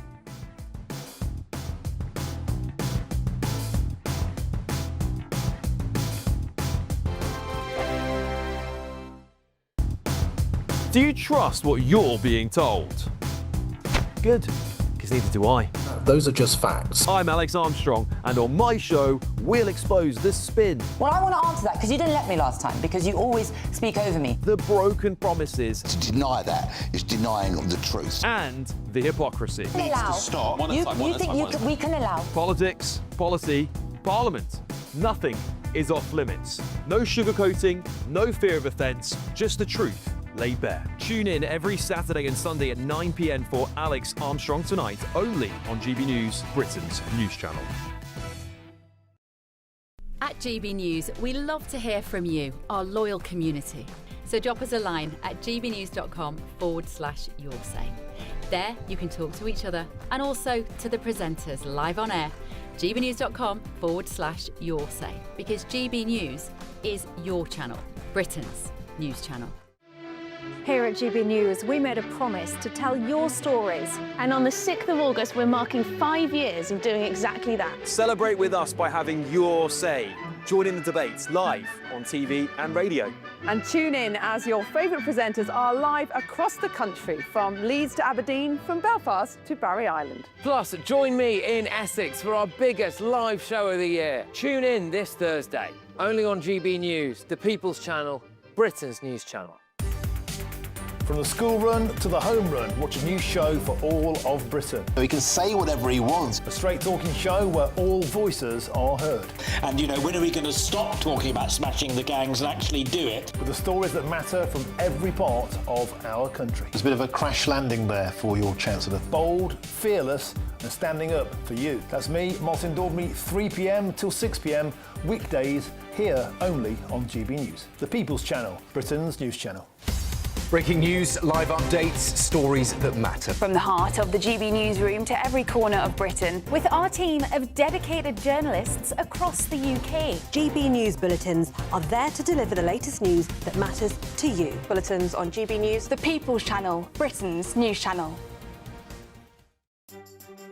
Some people enjoy lazy Sunday mornings, but not me. What's the truth of the matter? So that's a very live question. Would you support him if he waters down these plans? Before the spin sets in, I'll be getting to the truth. This is personal. No soft questions, no easy answers. It's one thing if the state has rules in this country. It's another thing whether the police and others actually police them. Setting the agenda and holding those in power to account. You can't really blame her if the system is set up this way. You will not want to miss it, trust me.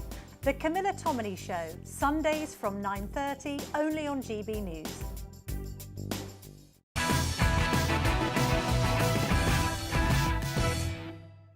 Welcome back to Patrick Christie's Tonight. So, do benefit claimants really deserve discounts on holidays and sex toys? It's time now for the head-to-head.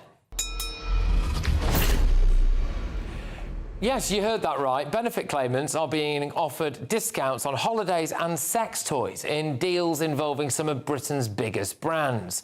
So the website Purple offers disabled people in receipt of benefits an array of discounts, including up to £500 off package holidays and 10% off the luxury jewellery brand Pandora.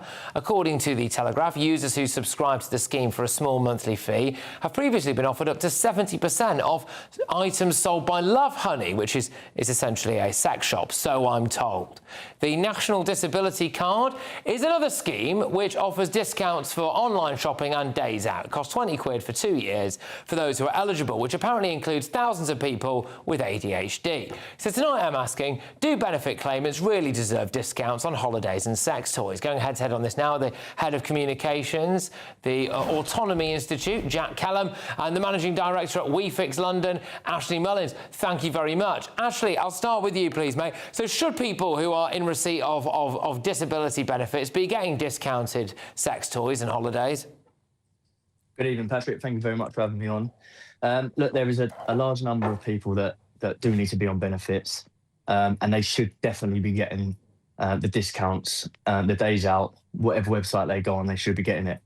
But it's so easy nowadays to be able to get on the disability benefits and be able to claim all of these benefits, not just the money, but all the discounts. What these companies are doing is they're giving the incentive for people to sit on their backside, do nothing and still reap the benefits as what people working 12-hour days are doing. What they do need to do is, working parents at work, the children in preschool, whatever.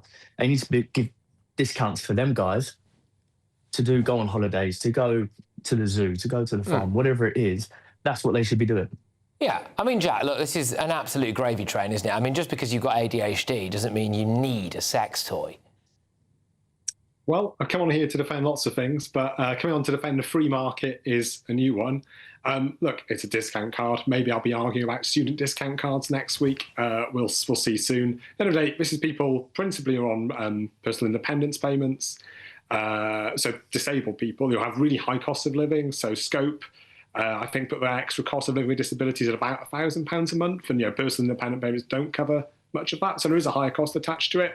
But really, look, we don't actually know how many people are using these schemes particularly. All we're saying is a scheme exists. I mean, we don't know how much people are uptaking these.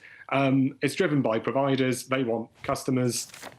Maybe it attracts some, maybe it doesn't, the same as other discount cards. There's plenty of others. Most people probably nowadays, between the various sort of blue lights and other applicable ones, can probably find one that works for them too. But people ultimately have a higher cost of living with things like disabilities. Yeah, just to say on this, Jack, because bear in mind that, OK, it's all right to talk about the free market, but ultimately it is taxpayers who are paying for these people's benefits, and there is a record high of 3.9 million people currently claiming personal independent payment in England and Wales. And you will well know that there are people who have taken full advantage of, at times, an overly generous thing like a Motability scheme, etc., etc., etc. Why is it that someone who, wants to go out or can go out and graft for a living every single day should have to pay full whack to go to Benidorm, whereas somebody who, to be honest with you, is gaming the system doesn't? Look, we've got an ageing and often quite ill population in many respects, and many of those people are claiming personal independence payments. I think they should also have a right to a normal life and enjoy things too. I think I agree with the other caller who's said that too, and I think that's important. We should defend that. I think there's just a lot of prudishness in this, really, around the idea that people claiming disability benefits might not be allowed the occasional nice thing. I think, let's be honest, we're all humans. We all deserve to be able to have the occasional treat in our life. And we don't, like I said, we don't actually know how often these people are using these schemes. Let's be honest. Well, we know. We can have an idea. I mean, they're all eligible for it, is the thing.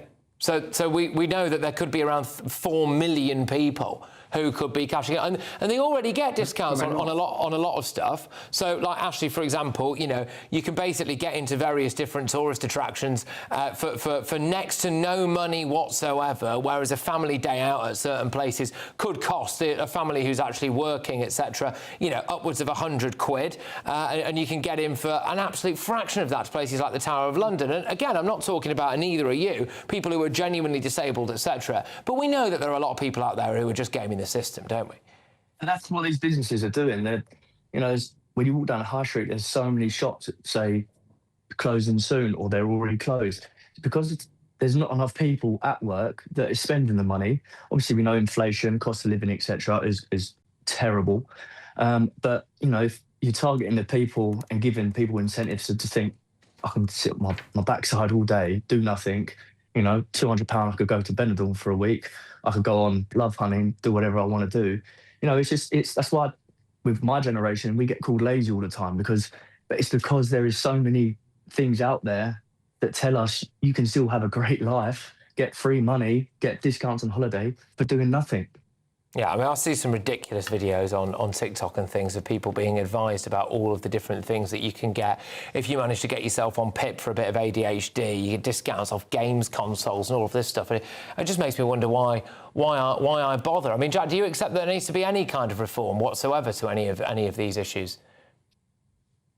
Look, at the end of the day, this is a private company offering a discount card to people with a disability. If there's people who want to take up that scheme, and many of these people have a much higher cost of living because they have disabilities, and a vast majority of them do, but I'm quite happy for them to use discount cards as they see fit. There's important things they need to buy as well, which come under these scores, right? Some of it's more, some of it's essentials. It's not just these extravagant things we picked up on today, so we shouldn't get distracted by that. It's discounts on the everyday costs of life, which are often high for disabled people. All right. I think when we've got the highest tax burden since World War II, we've got a right to actually demand to know exactly where our money's going. But anyway, as the head of communication at the Autonomy Institute, Jack Callum, there, and the managing director at WeFix London, Ashley Mullins. The founder of Purple is Georgina Coleman, who said all the offers on her website were privately funded by the brands, have no impact on welfare spending, and exist to help reduce the extra cost of disability. The founder of the National Disability Card, Diane Taylor, said the National Disability Card is a high-security card giving disabled people a verified way to show they may need support, particularly when so many conditions are invisible.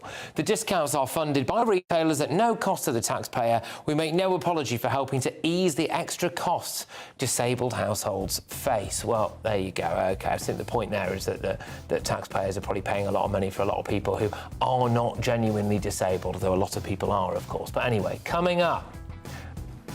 If the Royal Navy is not there to protect this country from invasion, then frankly, I can't see what its purpose is. Well, Reform has vowed to use the Royal Navy to stop the small boats. It's thrown the gauntlet down to Labour. Labour currently seem to think that actual EU member states and members of the ECHR can use the military and deport illegal migrants immediately. But we can't. Why? Before that, though, an Afghan champion boxer has been arrested over the death of a Scottish refugee charity worker whose body was found dumped in a suitcase in Greece. I've got all of the details for you in just a few minutes' time.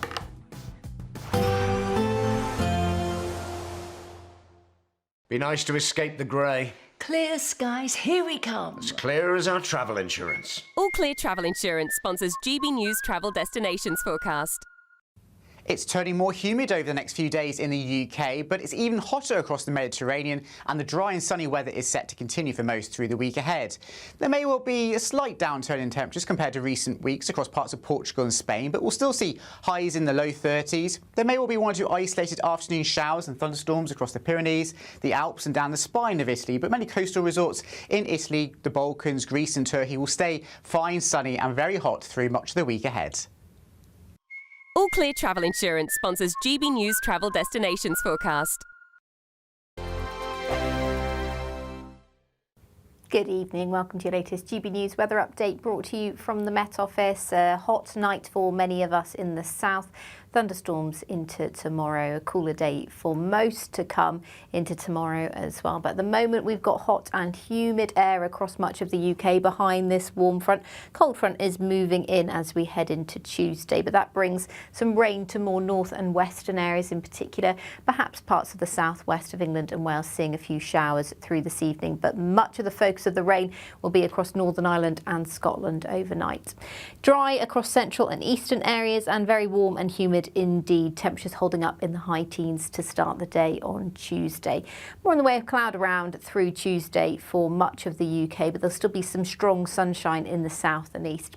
Further north, persistent rain to start the day, heavy at times, particularly across more western areas of Scotland, parts of Northern Ireland, also seeing some heavy downpours. There'll be some gusty winds associated with some of these showers as well through the morning. West Wales, perhaps an odd shower through the morning as well as across more southwestern areas. But I think for many western areas, there'll just be more cloud around on Tuesday and a stronger wind as well. So it will feel a little bit cooler than it has done today across the west with temperatures a few degrees lower. Across the east, though, we've got more in the way of sunshine and less of a breeze across the east of England, so it's going to be a warmer day for these areas. Thunderstorm warning for Northern Ireland throughout the afternoon and into the evening because the thunderstorms could bring some impacts to any outdoor events going on in Northern Ireland into tomorrow. On Wednesday, more rain to come for more northern areas, a risk or chance of showers further south for parts of England as well as Wales, but mostly it's going to be largely dry, particularly in the east. And the theme continues through the rest of the week. Chance of showers further north, drier further south and relatively warm. Bye-bye. You want to know what's really going on in the corridors of power? Labour don't know what to do with you half the time, and that makes you quite lethal in the chamber. Get behind the headlines with Chopper's Political Podcast. Join me, Christopher Hope, as I sit down with the great and the good of British politics. We'll see where this ruling takes us. These are the stories shaping our nation. Chopper's Political Podcast, available now on all platforms. Listen in and stay ahead. I've been in Westminster for a long time. But I know that though power may be here, its effect on people's lives is across the whole of the country. We may be where rules are made, but it's where they're implemented that matters. Join me, Jacob Rees-Mogg, for forthright and frank discussion on where Britain has come from, where it's going, and where it will end up. That's State of the Nation, Monday to Thursday, 8 to 9 o'clock. Vox Populi, Vox Dei.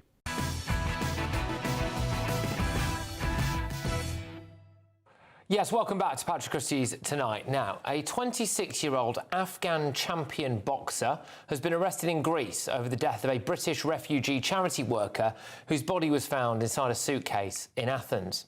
Now, in the past hour, The Times has reported that police in Greece have now charged Sharif Ahmadze with murder, robbery and illegal possession of a weapon.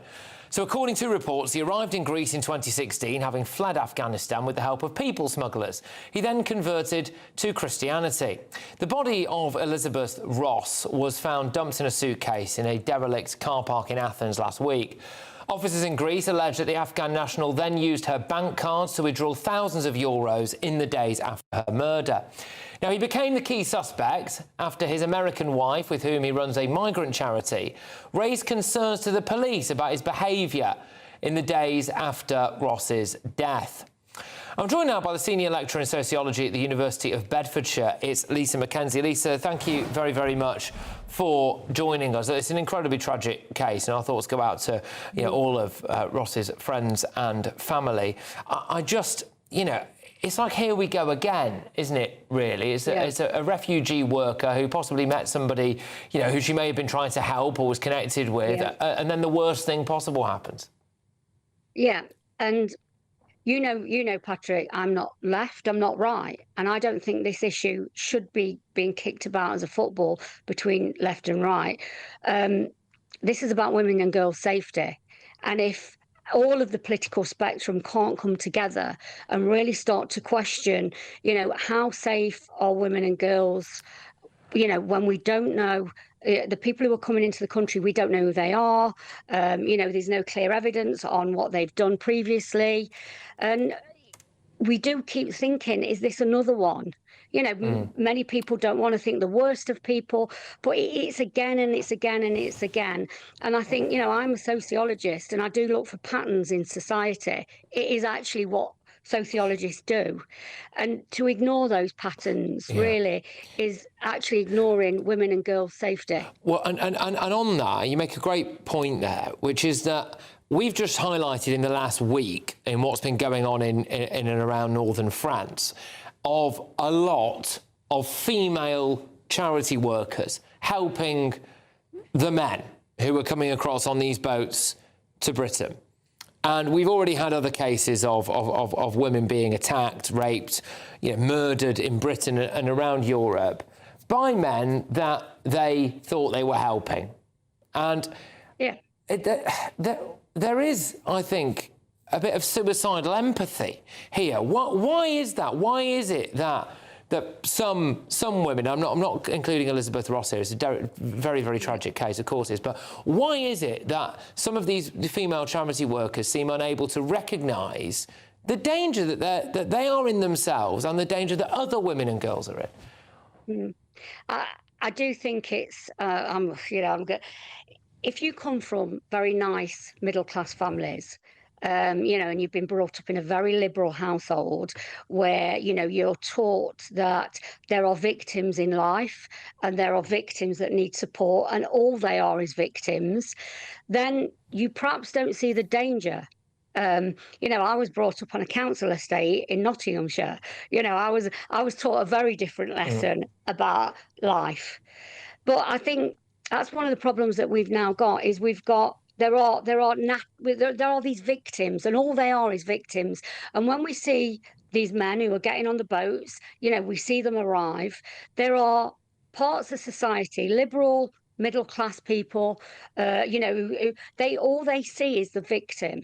That's all they see. They've come from a war-torn country, they just want to come for a better life.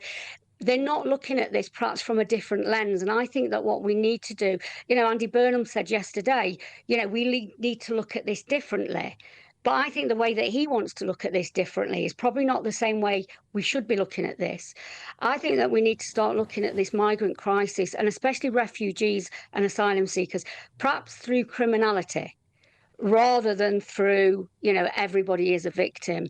We know that that people who come over sometimes are being brought over by people smugglers to engage in our massive organised crime rings all over the country. That's a criminal issue. And I think for a long time now we've been looking at this is some sort of, refugee, everybody's a victim until proven not. Well, I don't think that's the right way to look at this. And I'm not, I'm not right wing. No. Look, our viewers and listeners know you. I mean, until recently, you were described as an anarchist. When you come on, you are an anarchist, exactly. No one would accuse you at all of being, a card-carrying member of the far right. But this is one of the reasons I wanted to get you on was kind of with your sociology hat on, was to try to understand why so many liberal women are unable to recognise the very clear and present danger that the facilitation... Yeah, go on, sorry, what was that? The narrative that everybody who is an asylum seeker must be first and foremost a victim. It's not, we've had this so many times now. It's not just asylum seekers. There's many other groups. As a lot of people will know, I follow closely the Callaghan case in Nottingham. He was also seen as a victim. Ruda Cabana was also seen as a victim. And we have got this narrative where anybody who has got any sort of mental health problem becomes a victim and can't possibly be anything else. Well, I think that's the wrong way to look at this. Just because somebody has mental health issues or they're a refugee or they come from a difficult background doesn't mean that all they are is a victim. And I think that's why we've got a lot of white liberals, because they don't know any other narrative. And when people like me tell them, they immediately go for the racist card. Well, quite, yeah. But Lisa, look, thank you very much. It's always a pleasure to talk to you, albeit under incredibly depressing circumstances this evening. Lisa Mackenzie, Senior Lecturer, Sociology at the University of Bedfordshire. I do just want to say as well, I've got absolutely no doubt that Elizabeth Ross's family, would not want... They would say, they don't want her, horrific death to be, used as some sense of division or anything like that. And that's absolutely not what I'm trying to do. I just wonder if it maybe could serve as a bit of a wake-up call to some people. But coming up, we're going to be talking about this, actually. If the Royal Navy is not there to protect this country from invasion, then frankly, I can't see what its purpose is. Well, this was big today, wasn't it? So Reform has said that they'll put the Navy in the Channel. Will they? Can they? How will it work? But before that, plans now for a 13-storey mosque or Islamic centre in North London have sparked controversy amongst locals. I'm going to talk about that when we come back. This is GB News, Britain's news channel. Well, Charlie, as most of the viewers know, I would be involved in agriculture. This isn't quite agriculture. It's quite close to it, the cousins of. A lot of things that go on in agriculture are on display here. Thousands of people coming to this site, Ragley Hall, just about 45 minutes out of Birmingham. We are the modern ruralists, and here today we have the craft yard. We've got 9 different crafts, all demonstrating what they're up to. Here we have the wheelwrights, and they're bonding a wheel here. So this is an ancient craft that's been going for about... Barney Murray's a bit of a legend, quite frankly. He's the national champion, master dry stone waller, comes from North Wales, and he's a bit of a Thor lookalike, so he's quite popular. GB News, the People's Channel. GB News Breakfast, every day from 6 a.m. Now, at 16 minutes past 8, the annual bike ride from Yorkshire to London is taking place today, aiming to honour the legacy of the Batley and Spen Labour MP Jo Cox, who was murdered by a far-right terrorist in June of 2016. Well, the bike ride aims to champion a cause she was passionate about, as this year marks the 10th anniversary of her tragic death. Kim, if we can just start with you, what is your sister's legacy? Well, there's so much that we've got to be proud of that's been done in Jo's name. It's just been 10 years since she was murdered, and what has kept us going as a family has been the way that so many amazing people, including people like this amazing man, have done things in Jo's name to show what our country is really about. And you've got all these amazing people today from all different backgrounds, all walks of life, celebrating the things that we have in common, not agreeing on everything. GB News, the People's Channel. Good afternoon, Britain. Weekdays from midday. It's a difficult question. Honestly, I don't think I would at this rate, because I think the government tracks, when we say we're fighting for Britain, what are we actually fighting for? The concept of Britain, I don't think exists anymore. When I look at Britain, when I go outside, it doesn't seem to be very British.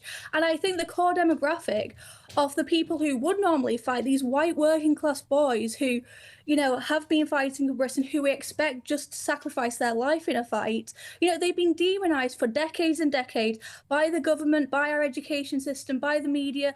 Economically, they've been disadvantaged. So why would we expect them to risk their lives when we've demonised them for so long and took them for granted for so long? And this concept of Britain fighting for the British government, you know, the British government has betrayed us. GB News, the People's Channel.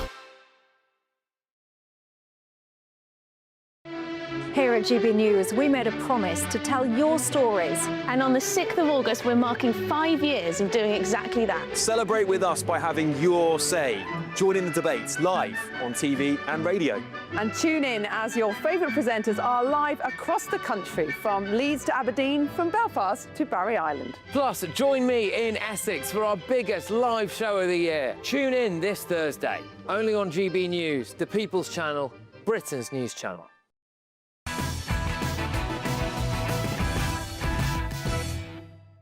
All right, welcome back. So, plans for a 13-storey mosque Islamic centre in North London have sparked controversy amongst the local community.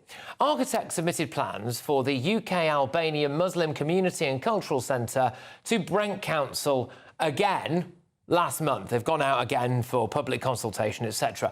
The proposal involves demolishing the organisation's existing 2-storey building and replacing it with a 13-storey tower holding a communal religious space, community centre and offices. The plans also include a cafe, prayer halls and a restaurant. Well, the proposals follow controversy over the construction of a mosque in the small Cumbrian town of Dalton-in-Furness, where just 0.4% of the local population are Muslim, and there are a couple of other notable examples as well. I'm joined now by the head of domestic policy at Pickthall House. It's Jacob Williams. Jacob, thank you very much. Great to see you again. Thanks for coming on this. Is there a need for this 13-storey building? Apparently there are 6 prominent mosques and major Islamic centres located in the immediate surrounding area of this already. Well, I've no idea if there's a need locally, because I'm not here to plan for individual communities. But what I will say is that while we're worrying about what is basically a harmless Albanian office block, the real extremists and the real terrorists are out there in the streets. So this is a 13-storey building. 8 of those floors are offices. The Albanian community in Britain is very small. About 70,000 people were born in Albania who live in the UK. That's nothing compared to many other countries. It's not a Boris way of country. Well, why do they need a 13-storey building in Brent then? Well, that's up to them, isn't it? That's up to individual communities to decide what the space they need. I mean, it's a free market. I fail to see how this is a problem at all. I think I'll tell you why the locals think it's a problem. There's no parking submitted with the planning, and they think that it could have upwards of 1,000 people for Friday prayers alone, which would cause quite a lot of disruption to the local area. That's up to the local council to decide. I mean, they can just accept or reject it like any other ordinary planning application if parking is going to be an issue. This is a question of logistics. It's not an Islamist takeover. The last people likely to launch such a takeover are the Albanian community. The imam of this mosque is on record as condemning Wahhabi strains of Islam and defending a moderate interpretation. This is not a threat to the country. It's a logistical issue about parking. I think some people look at the scale of these things, a little bit like they did with the Undo, in fact, with Cumbrian mosque there. The size and architecture of it is designed deliberately to be, I don't like to use the word like a display of dominance, but I'm not really sure what the other word is there, to be honest with you, like a deliberately oversized building, a statement with its scale. Well, it's not personally the aesthetic that I would go for. I prefer a more Gothic mosque myself, but I don't think this is intended to dominate the community. I mean, it's speculation. There's no evidence of anyone involved in this mosque, the architect or anyone else holding extremist views of any kind, despite all the scrutiny that they're naturally under. Now, if the council have a problem with the aesthetics and it's fit with the local community, by all means, they can object to that and ask for a resubmission or a replan. That's just normal planning procedure. I mean, there have been issues like, for example, in Cumbria, where the local council had previously refused, or the neighbouring council had previously refused, for a 5-bedroom children's home on the grounds that it was unsuitable due to the countryside location. But then obviously the neighbouring council did indeed approve a £2 million mega mosque. And in the local area there of Brent, they've recently just refused someone who wanted to knock down their domestic garage and basically build a new garage there. So it does seem fascinating that this has managed to even make it to this stage, doesn't it? Well, yeah, it's the beauty of local democracy, and it's rather remarkable that with 0.4% Muslim population, they managed to take over the local council already. I mean, this is just local councils, being eccentric. Is it, or is it fear of offence? Is it, or is it fear of causing offence? Well, I can't speak for the individuals on the ground, but again, like the Albanian Muslim community run by this particular imam are the last people likely to be threatening violence or assault. Is that true? Sorry, I'm not accusing anyone of this mosque of anything, but I mean, the Albanians do make up the large percentage of foreign criminals in British prisons. Yes, but they're not Islamist extremists. They're more likely to be drug dealers or petty criminals. And those are perfectly good reasons to deport somebody if they're not a British citizen. But this is not a question of Albanian Muslims trying to take over Britain and turn it into an Islamic state. OK. All right, Jacob, thank you very much. I do always really appreciate you coming on. I do enjoy our chats. It's Jacob Williams there, the head of domestic policy at Picthor House. Right, look, when we come back, we're going to be talking about reforms planned to put the Navy in the Channel and whether or not Restore and Reform should join forces. Expect warm spells with the odd rude interruption. Box Boilers sponsors the weather on GB News. Good evening, welcome to your latest GB News weather update brought to you from the Met Office. A hot night for many of us in the south. Thunderstorms into tomorrow, a cooler day for most to come into tomorrow as well. But at the moment we've got hot and humid air across much of the UK behind this warm front. Cold front is moving in as we head into Tuesday, but that brings some rain to more north and western areas in particular, perhaps parts of the southwest of England and Wales seeing a few showers through this evening. But much of the focus of the rain will be across Northern Ireland and Scotland overnight. Dry across central and eastern areas and very warm and humid indeed. Temperatures holding up in the high teens to start the day on Tuesday. More in the way of cloud around through Tuesday for much of the UK, but there'll still be some strong sunshine in the south and east. Further north, persistent rain to start the day, heavy at times, particularly across more western areas of Scotland, parts of Northern Ireland, also seeing some heavy downpours. There'll be some gusty winds associated with some of these showers as well through the morning. West Wales, perhaps an odd shower through the morning as well as across more southwestern areas. But I think for many western areas there'll just be more cloud around on Tuesday and a stronger wind as well. So it will feel a little bit cooler than it has done today across the west with temperatures a few degrees lower. Across the east though, we've got more in the way of sunshine and less of a breeze across the east of England, so it's going to be a warmer day for these areas. Thunderstorm warning for Northern Ireland throughout the afternoon and into the evening because the thunderstorms could bring some impacts to any outdoor events going on in Northern Ireland into tomorrow. On Wednesday, more rain to come for more northern areas, a risk or chance of showers further south for parts of England as well as Wales, but mostly it's going to be largely dry, particularly in the east. And the theme continues through the rest of the week. Chance of showers further north, drier further south and relatively warm. Bye-bye. Expect warm spells with the odd rude interruption. Box Boilers sponsors. We're celebrating a golden summer with your chance to win a real gold bar. That's right, a fine gold bullion bar worth over £5,000 could be yours. We're also going to make sure your finances are fabulous with £60,000 in tax-free cash. For a chance to win, text GOLD to 63225. One entry costs £2.50 plus one standard network rate message, or text BONUS to 63225. 5 entries cost £5. £2 plus 1 standard network rate message. Go to gbnews.com/win. Entries start at £2.50. Call 0903 686 3232. Calls cost £2.50 plus your network access charge. Or post your name and number to GB22 PO Box 8690 Derby DE1 9TT. UK only. Entrants must be 18 or over. Lines close at 4 p.m. on the 21st of August. This is a network giveaway. Entries will be pooled. Please check the closing time if listening or watching on demand. Good luck. Britain is not just a geographical expression. We are a people bound together by history and culture that are distinctively British. Join me to celebrate our music, theatre, artworks and literature which we can explore and enjoy together. Everybody's welcome. Sunday with Michael Portillo. Every Sunday at 11 a.m. on GB News, the People's Channel, Britain's news channel. Join me, Nana Akwe, for an informative, interactive news programme with a difference. It's fun. No, he didn't say that, Dave. I'm so surprised. I think there's an element of truth to that. Join me from 3 p.m. every weekend, only on GB News, Britain's news channel. Welcome to Free Speech Nation with me, Josh Howard. This is the show where each week we see what's happening in the world of culture, current affairs and politics. First we'll say, welcome to the UK. Oh, thank you. And we're not afraid to use our free speech so that you can use yours. It's not controversial in the slightest to anyone who hasn't lost their mind. Free Speech Nation, Sunday nights at 7 p.m. Only on GB News, the People's Channel, Britain's news channel. 5 hosts, 5 opinions, 5 fearless debates, 5 unfiltered takes on the day's news. 5 reasons not to be anywhere else on Saturday night.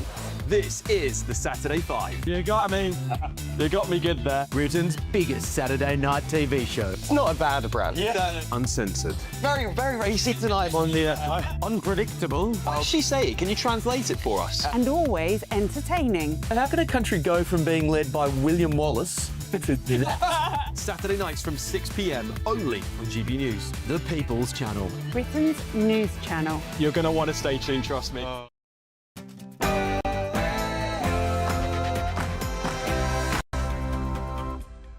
It's 10 p.m. I'm Patrick Christie's. Tonight, 200,000 people have turned up on our beaches illegally, including murderers and terrorists.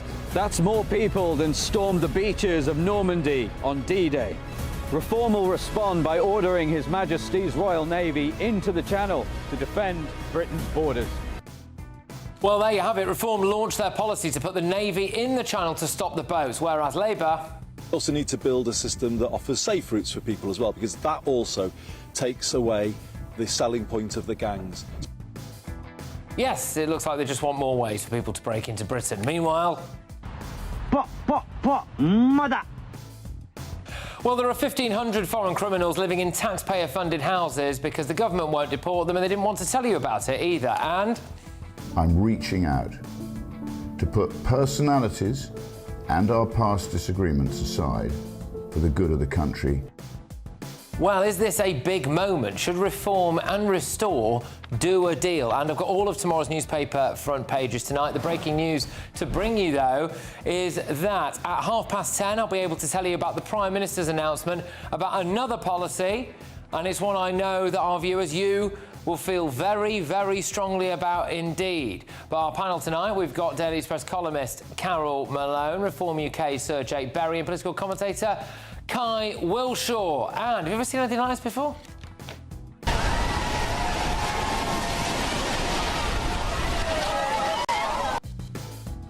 Yes, get ready, Britain. Here we go.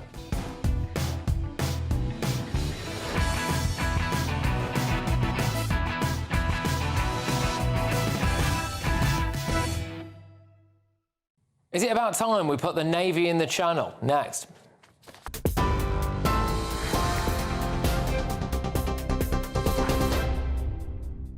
Good evening, your 10 o'clock news from the GB newsroom. The US President told GB News Britain is sitting on gold, but warned it will remain bankrupt unless it reopens drilling in the North Sea.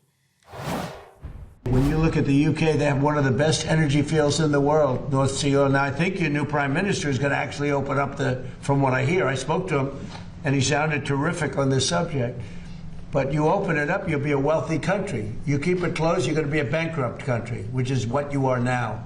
Essentially, you're a bank. Donald Trump also said he expects to have a very good relationship with the new Prime Minister Andy Burnham, but urged him to tackle illegal immigration, saying it's killing not only the UK's economy, but the whole of Europe. I think we're going to have a very good relationship. We'll see. I'm not going to tell him how to run his country, but I can tell you, immigration is an incredible problem for Europe. You're allowing people in that in many cases are not going to help you. I'm going to be nice. They're not going to help you.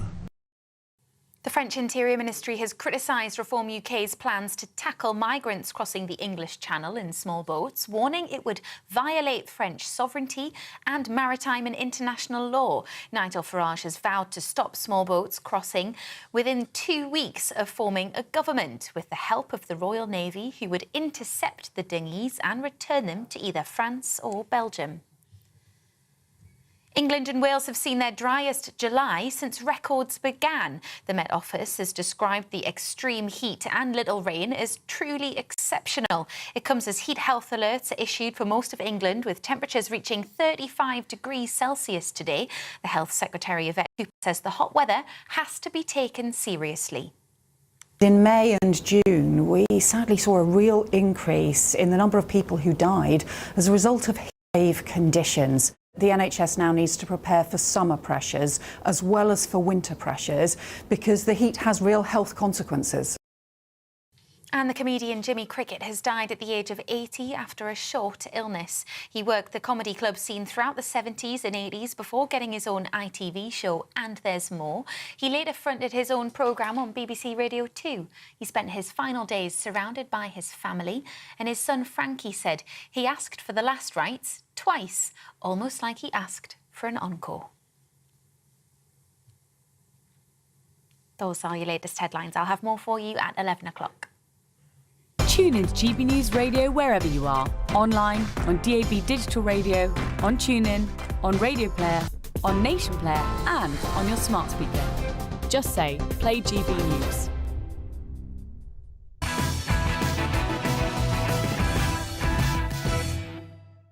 Well, there's been a big development in the battle to stop the illegal migrant invasion of Britain. Spanish territory is being invaded. And Britain is being invaded too. 200,000 people have turned up on our beaches illegally, including murderers and terrorists. That's more people than stormed the beaches of Normandy on D-Day. Reform will respond by ordering His Majesty's Royal Navy into the Channel to defend Britain's borders. They will be ordered to see to it that not a single unauthorised vessel crossing the English Channel makes it to the United Kingdom. Tory and Labour governments responded to the invasion with a free ferry service and free hotels for the invaders. Reform will respond by launching the biggest military operation in the Channel since World War II. Well, as if that wasn't clear enough, Nigel Farage did a press conference today and said this. We are very confident that our policy of securely picking people up and safely taking them back to France, we are entirely confident that that falls within other conventions of international law, and you'll see that argued clearly in this document. And when you think about it, what is the Royal Navy for? If the Royal Navy is not there to protect this country from invasion, then frankly, I can't see what its purpose is. OK, so what is Labour's policy under Andy Burnham? Number of crossings is down by 50% this year compared with the same period in 2025. And the month we've just had, July, has been the lowest number for 6 years of people crossing. So clearly progress is being made, but we're not complacent. People want to see this issue addressed. I heard that on the doorsteps in Makerfield. But we also need to build a system that offers safe routes for people as well, because that also takes away the selling point of the gangs. So basically, he just thinks things are actually getting better And what we really need is another easier way for people to come to Britain. Labour will not call it an invasion. It's obviously extremely concerning. I don't know that there is a word that you'd use to describe that, but I don't think that is helpful. It's not an invading nation or force. It's, you know, a lot of people crossing over a border, attempting to enter another country, and we need to stop those people entering our country illegally. It's not an invasion, it's just a lot of people illegally crossing a border, isn't it? Labour are currently tying themselves in knots, and so are people who criticise putting the Navy in the Channel and turning boats back. So they seem to think that it would be impossible to do that under international law, that the Navy wouldn't want to do it anyway, and that it could be too dangerous.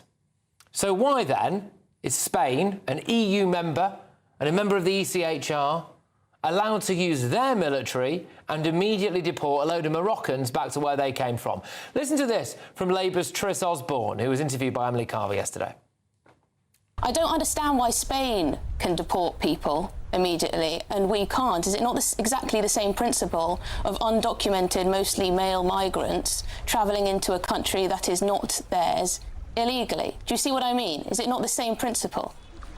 Yeah, look, I absolutely accept the principle is the same. Clearly, the method of entry this time is very different to what we would experience.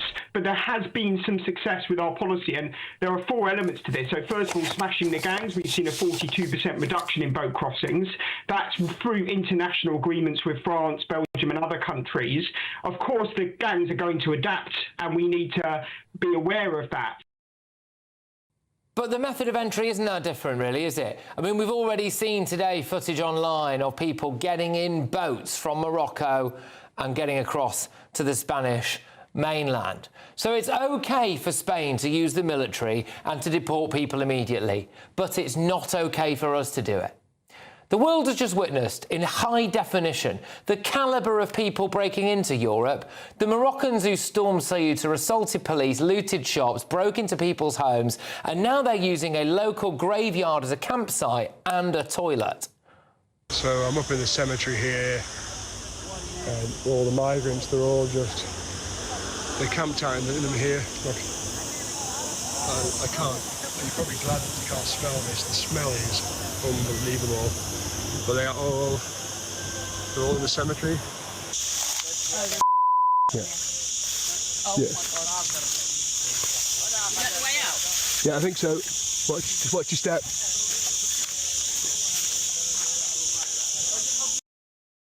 Yes, in case you're wondering, that did appear to be human faeces in the graveyard there. The Home Office is guilty of some outrageous gaslighting, in my opinion. Look at this post. They say, oh, nearly 60% of small boat crossings have been stopped since July 2024. That is so misleading. That means, actually, that more than 40% have succeeded. And the ones who fail will just try again, won't they? It's delaying the problem, not solving it. And the people criticising the idea of the Navy in the Channel and immediate deportations have to answer as to why it's OK for Spain, Poland, Hungary, Bulgaria and Latvia, who, all members of the ECHR, all these countries, why can they use their military to deport the illegals, but Britain can't? Anyway, let's get the views of my panel on this now. Daily Express columnist Carol Malone, we've got Reform UK member Sir Jake Berry and political commentator Kai Wilshaw. So, yeah, Carol, I'll start with you. Should we put the Navy in the Channel and turn them back to France? Of course. If you're not willing to use the military to defend our sovereign nation, what is the point of it? And you're quite, you know, I think that announcement by Reform today, I think people would have been cheering from the rafters throughout this country, not because they're racist, not because they lack compassion, but because they're sick to death of people coming into this country to make a better life for themselves at the expense of our lives. We're having to pay for people who come here illegally to have a better life at the expense of our own. And I just think, you know, the fact that, you know, that's the thing that Youssef just did there and Farage's speech today, very powerful. It's what British people want to hear. doesn't make them racist, it doesn't make them uncaring. It means that they want to stop the invasion. And for Louise Haig to say what happened in Ceuta was not an invasion, she's nuts. That was an absolute invasion. And we saw there what a borderless world will look like. And that's what will happen in Europe if we don't get our borders under control. And it is coming here. It's coming to a beach near us in the very near future, because the people who get to Spain are going to come to El Dorado benefit. And by the way, that's been caught on video today as well. So today there have been 2 videos that I've seen where the kind of citizen journalist has been going around speaking to Moroccans in Ceuta, asking them where they want to go. Britain. Paris, London, Belgium, all these. They're rattling it off. The idea that they want to stay in Spain really is for the birds. But Jay, the practicalities of this now then. Explain to me how this is legal for us to put the Navy in the Channel and send people back to France. So there's a very well-argued section in the document produced by Reform today. The basis of this is the 1971 Immigration Act, whereby entering this country is a crime without authority to do so. It's why we all have to waive our passports or put them in e-gates at airports. So the fundamental basis of this is it is illegal to enter this country as an invader or an enemy alien or whatever it may be, and we're going to enforce that piece of law, which hasn't been enforced for a very long time. At the same time, Reform in the first few weeks of government will bring forward a new Borders Act. It will be one of the biggest changes to the immigration system this country has ever seen, which will reinforce a lot of this action taken. And this isn't absolutely brand new, by the way. Back in 2020, the Conservative government had a similar policy of turning boats around in the Channel. It didn't work, mainly because they didn't have the guts to see it through. But actually, in that process, it became clear, number one, that the French wouldn't stop them. And it also became absolutely clear that this was a legal thing to do. Now, Reform are talking about going one step further. I support that, but actually it's much safer to say to people, if they are in a dangerous, hazardous boat, we will, as a humanitarian operation, put them on a small UK boat, something like the rigid inflatables, the rib boats that we just saw in that clip, and return them to France. France has a legal obligation as a third country, just like Morocco does, by the way, to Spain, who've been using the military to push people back over the border, has a legal obligation to take these people back. And they've repeatedly committed to do that, and they've been paid hundreds of millions of pounds to do it. We just haven't had a government that's tough enough to see this through, and that's what Nigel Farage and Reform are planning. So obviously in the last few days we've seen Spain be able to use the military and to deport people immediately. I was doing a bit of research before it. They also do it in Bulgaria, they do it in Poland, they do it in Latvia as well. They are all allowed to do it as member states of the European Union and as signatories to the ECHR. So why couldn't Britain? Well, in the Spain example, it's a carve-out, a legal carve-out that they have for fence jumpers into Ceuta. Could they have a cooperating nation? Morocco takes the migrants back, and so that's quite a unique case. Everybody else, anywhere Are we not better allies with France than Spain is with Morocco? Sorry? Are we not better allies with France than Spain is with Morocco? But they don't want them as much as we don't want them, Patrick. Just on this whole plan, Nigel Farage and Captain Useless, Zia Youssef, are insulting the British people by even calling it a plan, right? If it was a dinghy, it has so many holes in it, Carol, that if it was a dinghy, it wouldn't make it off the beach. It wouldn't make it off the beach. Fight to curb immigration. We are committed to it. No, you're not. Come on. This is not a plan. It's not a plan. It's not a plan because you disagree with me. it. It couldn't be more of a plan. We know exactly what it is. It's a distraction, isn't it? All this is, they've whipped this out just to distract from Nigel Farage's own issues. Typical leftist response. Okay, well, I'll read you a response from somebody else. The last thing the nation wants or needs are yet more promises that will not survive legal, operational, or practical reality.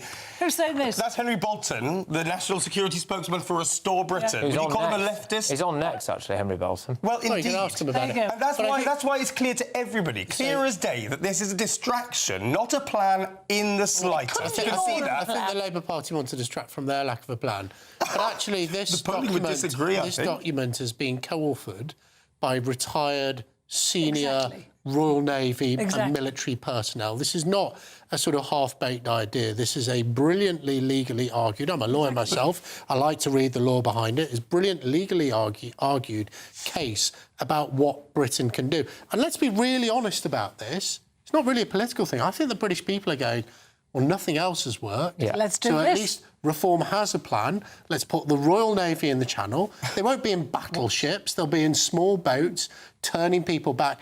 And they did this in Australia. I think it was called Operation Sovereign 13 Borders. years ago, and it worked brilliantly. And it worked. And what happened? The boats stopped coming. Where were they stopped? Nothing else has worked. Where were they stopped? They were international waters? They were stopped on the Australian seaboard. Were they seaboard. stopped in international waters? Yes, they were stopped on the Australian do we have seaboard. international waters in the Channel? Well, yes, we do. Do we yes, have them absolutely in that particular strait? We do, yes. You are proposing pushing back dinghies into French waters with some sort of with armed vessels. Sorry, that's not what Reform are proposing. This is a brilliant plan. It is a humanitarian operation which will take people out of these... I mean, we've seen lots of people die this summer. Take people out of these death-trap dinghies, put them in safe boats and return them to the place they came from. That is France's legal obligation. France is legally obliged. You can't manufacture another country's legal obligation. It's not. The obligation is on the rescuer. I don't know if you've read it, but actually France have a treaty obligation with the UK to take these people back. That is what we're paying them for. We need clarity on this. We need clarity on this. So, illegal migrants in a dinghy, they get them picked up. Well, they'll obviously be there. If the dinghy's unsafe. If the dinghy's unsafe, and then they get put in a safe boat, which is what? Piloted by a member of the Navy? Or by that's what is so proposed. A member of the British military would take them back. Will be in a boat and sail into French waters and drop them off at the beach. Yeah. Everybody. Okay. I mean, come on. And How can you have a straight face imagining this? But is it? I don't see what's controversial about it. Look.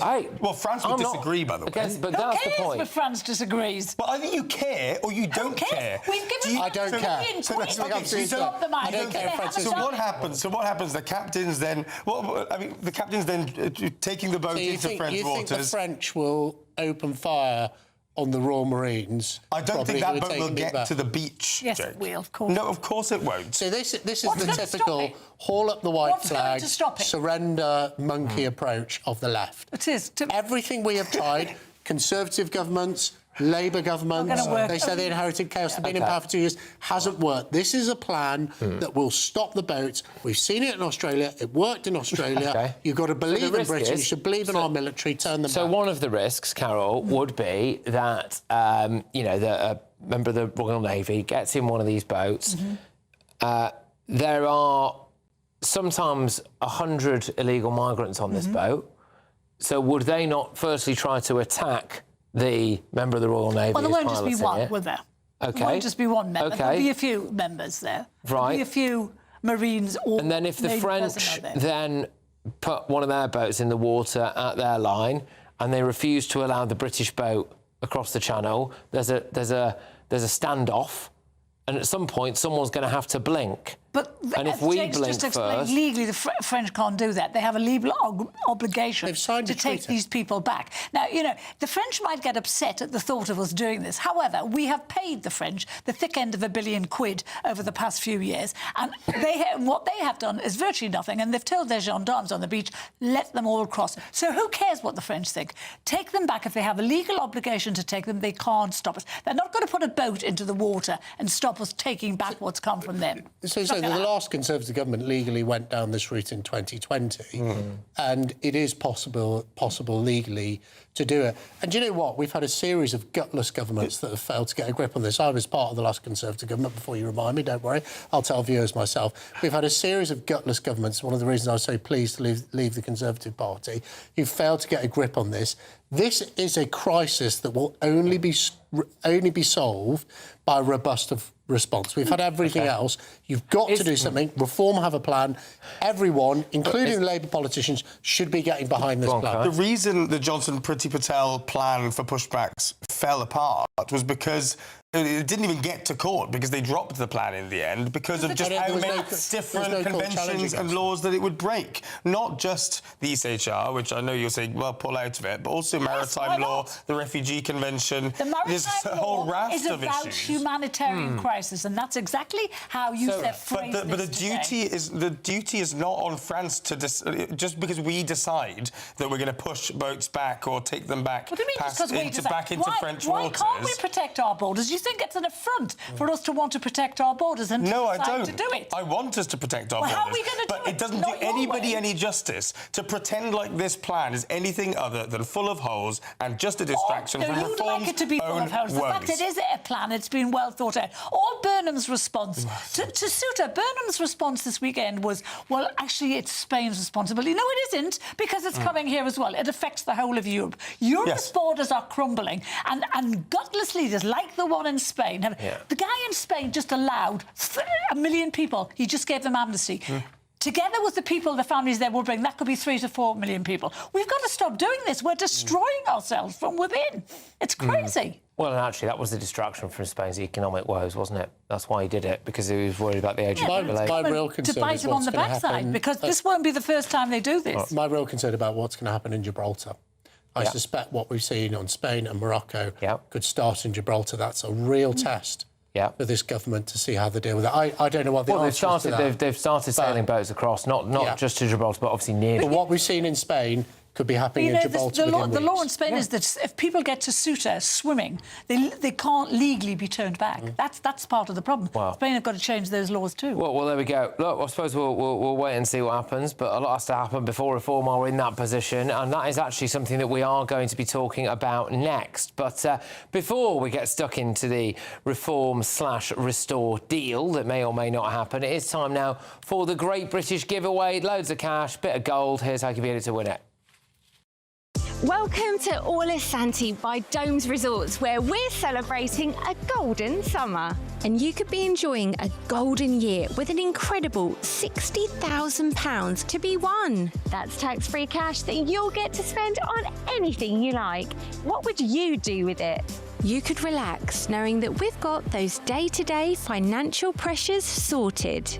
Or find yourself celebrating in the lap of five-star luxury, somewhere like here, the Spritzeria.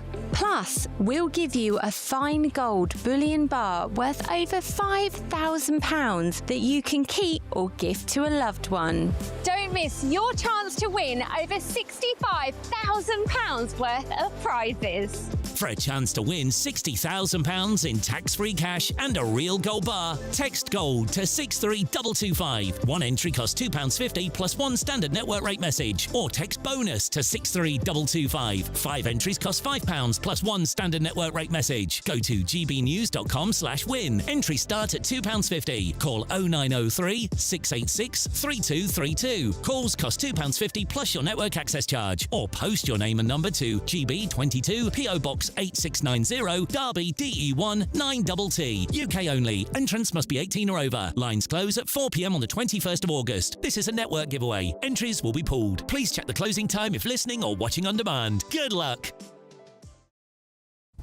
Coming up, all of tomorrow's newspaper front page is breaking news on the front of the Eye. It's the dry... Well, it's not really breaking news, is it? It's the driest July in 190 years. We've lived it. Anyway, plus, I've got some more breaking news for you, though. This time it's actually breaking news. Andy Burnham's got another policy announcement for you, and I'm legally allowed to tell you what it is in about 5 minutes' time. But before that...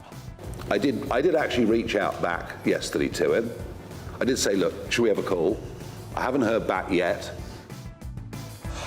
Well, could this be a massive moment in British politics? Should Reform do a deal with Rupert Lowe's Restore? That's next.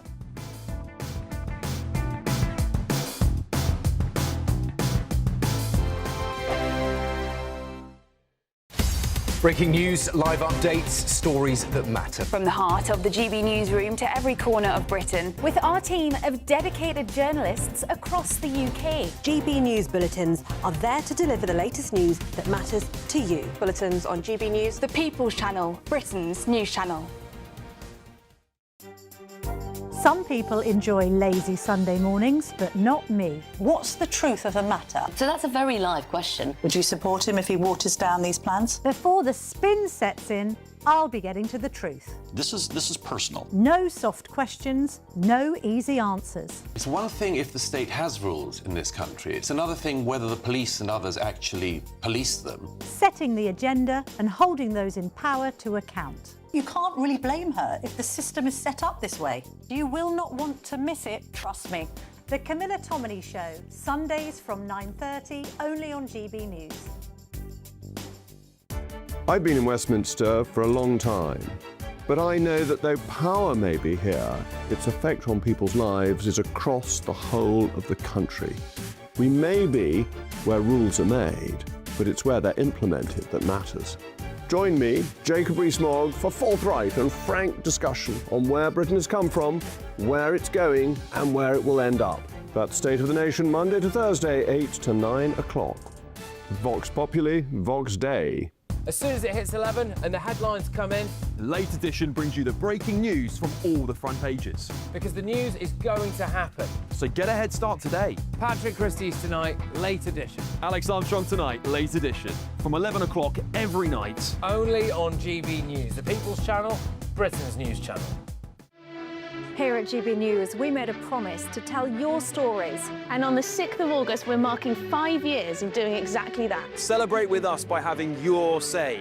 Join in the debates live on TV and radio. And tune in as your favourite presenters are live across the country, from Leeds to Aberdeen, from Belfast to Barry Island. Plus, join me in Essex for our biggest live show of the year. Tune in this Thursday, only on GB News, the People's Channel, Britain's news channel.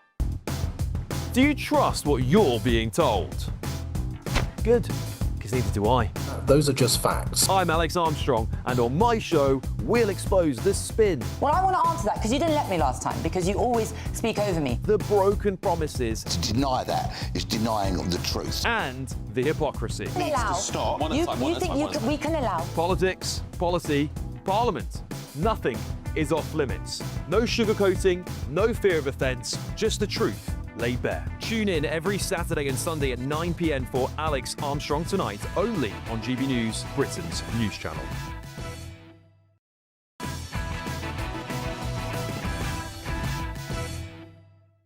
Well, shortly we've got all of tomorrow's newspapers coming up, but first, Reform UK leader Nigel Farage has said that he would be open to negotiations with Rupert Lowe's Restore Britain over an electoral pact. So, in a social media post over the weekend, Mr Lowe said that the two parties needed to work together to bring about a patriotic government. I'm reaching out to put personalities and our past disagreements aside for the good of the country we all so want to succeed. To ask one simple question: how can we restore Britain? So the Restore Britain leader went on to say that he would only agree to a pact if Mr Farage agreed to 5 policies, including the exclusion of former Tory ministers like Robert Jenrick from any Restore Reform cabinet. So at a press conference this afternoon, Nigel Farage said, If it was the offer of a deal, it came in a very unusual way. I have responded to it, potentially, with an open mind, as I would, but I'm certainly not going to be ditching people that I view to be allies. OK, well, we're now joined by the former leader of UKIP, Henry Bolton, who's also now part of Restore, I believe. So, Henry, thank you very, very much. So go on then. Why should... Well, given that Rupert's the one who's made the offer, why should Nigel take the deal? Because this isn't about Reform or Restore or Nigel or Rupert. It's about the nation. We face some existential threats to who we are as a nation, as a people. We've got mass immigration. We've got the issue with illegal immigration. We've got to bring back confidence and optimism, prosperity and security for everybody living in these islands. And if you had been out on the streets of Norfolk or Makerfield or Manchester, you would have heard people from both Reform, members of both Reform and Restore, saying, if only Reform. OK, well, just to be clear on, sorry, I just want to be clear on the 5 core demands set by Rupert Lowe. Mass deportations, fine, yeah, the immediate and systematic mass deportations of all illegal immigrants, and including women and children. Strict cultural and legal bans, so things like a ban on the burqa, halal and kosher slaughter, Sharia courts, cousin marriage, mass public Islamic prayer. A referendum on the death penalty. Welfare cuts for self-sufficiency, so ran through enormous cuts to public welfare spending. And as we've already said, the exclusion of former Tory ministers, so banning anyone like Robert Jenrick or Suella Braverman from ever serving in a future coalition or a joint cabinet. And I suspect that Rupert knows that Nigel is realistically definitely not going to go for the last one, is he?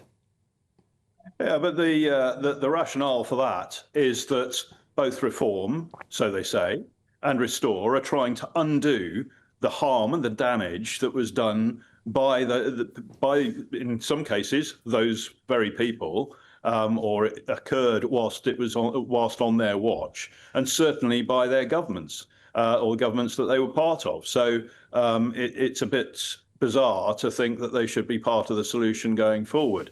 That's the rationale. You may or may not disagree, may or may not agree with it. But that's the rationale behind it. And if Nigel wants to discuss that with Rupert, the offer is still on the table for him to do so. It's not going to be taken off the table. But in the meantime, we're marching forward. We've got a country to restore. Yeah, I mean, is it not going to be a little bit tricky, though, in the sense that, and I'm paraphrasing here, but you know, Rupert has obviously said various different things about how he believes that Nigel Farage would not be a good leader of the country and is not strong enough. So for him to now to want to do a deal with him, it doesn't really seem to make much sense, does it, if he genuinely believes those things? Well, what, he's supposed to try and do a deal with somebody else in Reform? No. Or the Tories?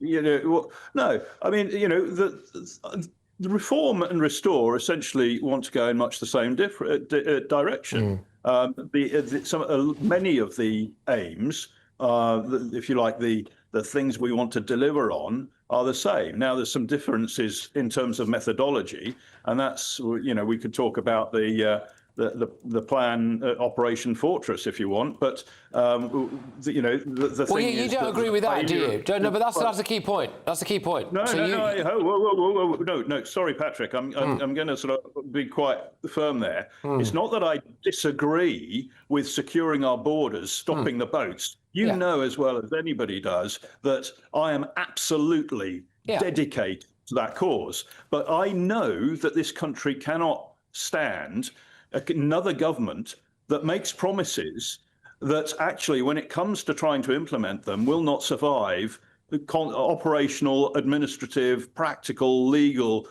reality. And that's the problem. And I actually discussed this some time ago with Richard Tice, the efficacy of precisely this plan. And I explained why it won't work, but it's gone in one ear and out the other. Other people have said it as well. So, you know, that's a difference. The aim is not different.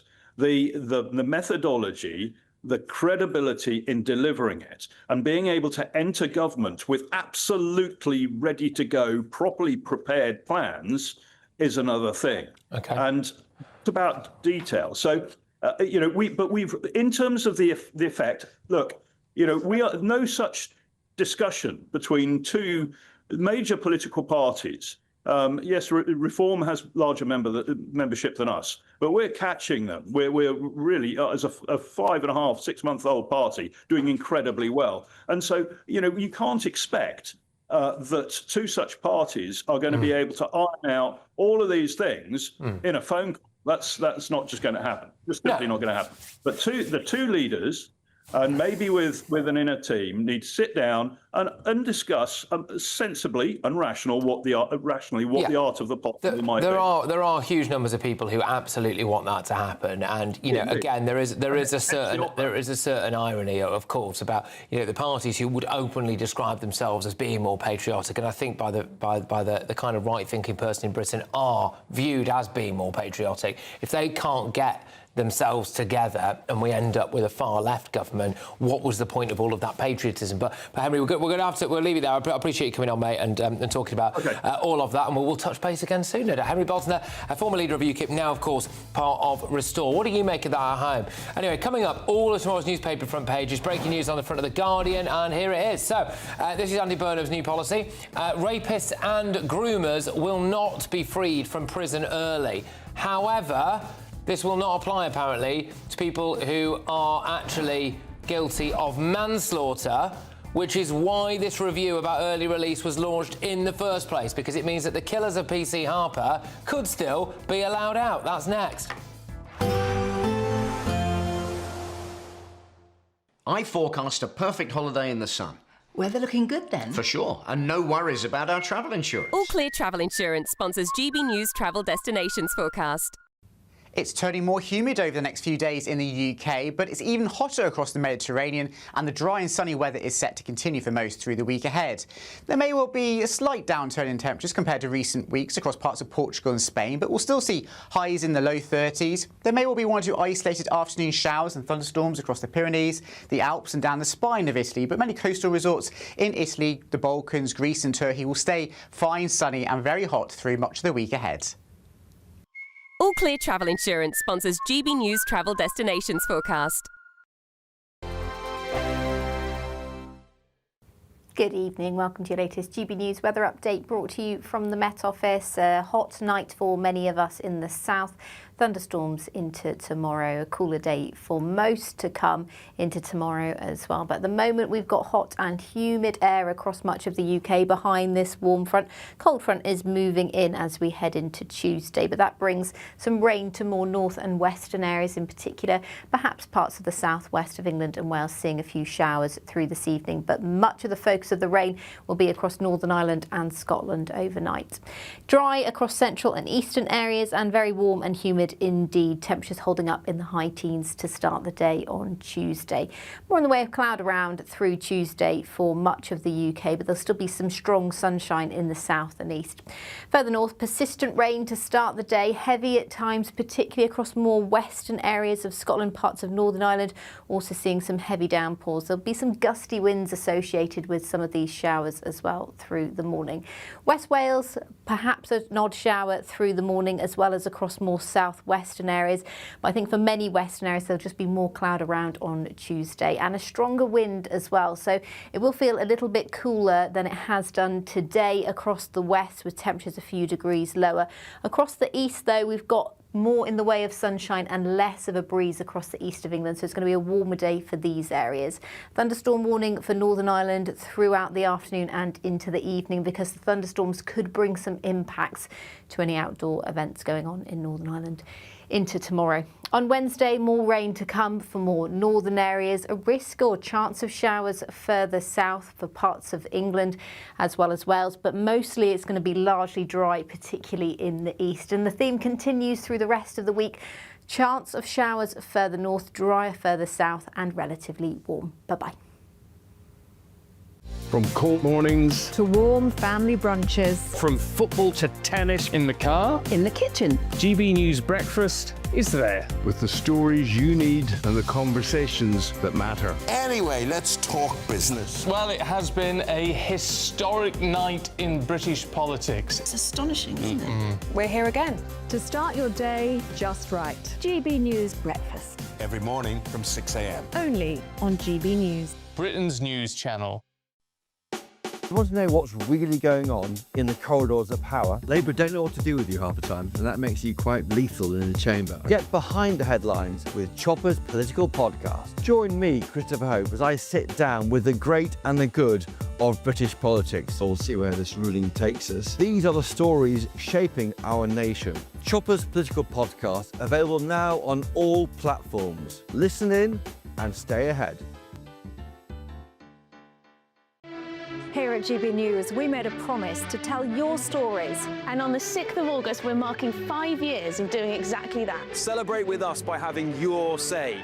Join in the debates live on TV and radio. And tune in as your favourite presenters are live across the country, from Leeds to Aberdeen, from Belfast to Barry Island. Plus, join me in Essex for our biggest live show of the year. Tune in this Thursday, only on GB News, the People's Channel, Britain's news channel.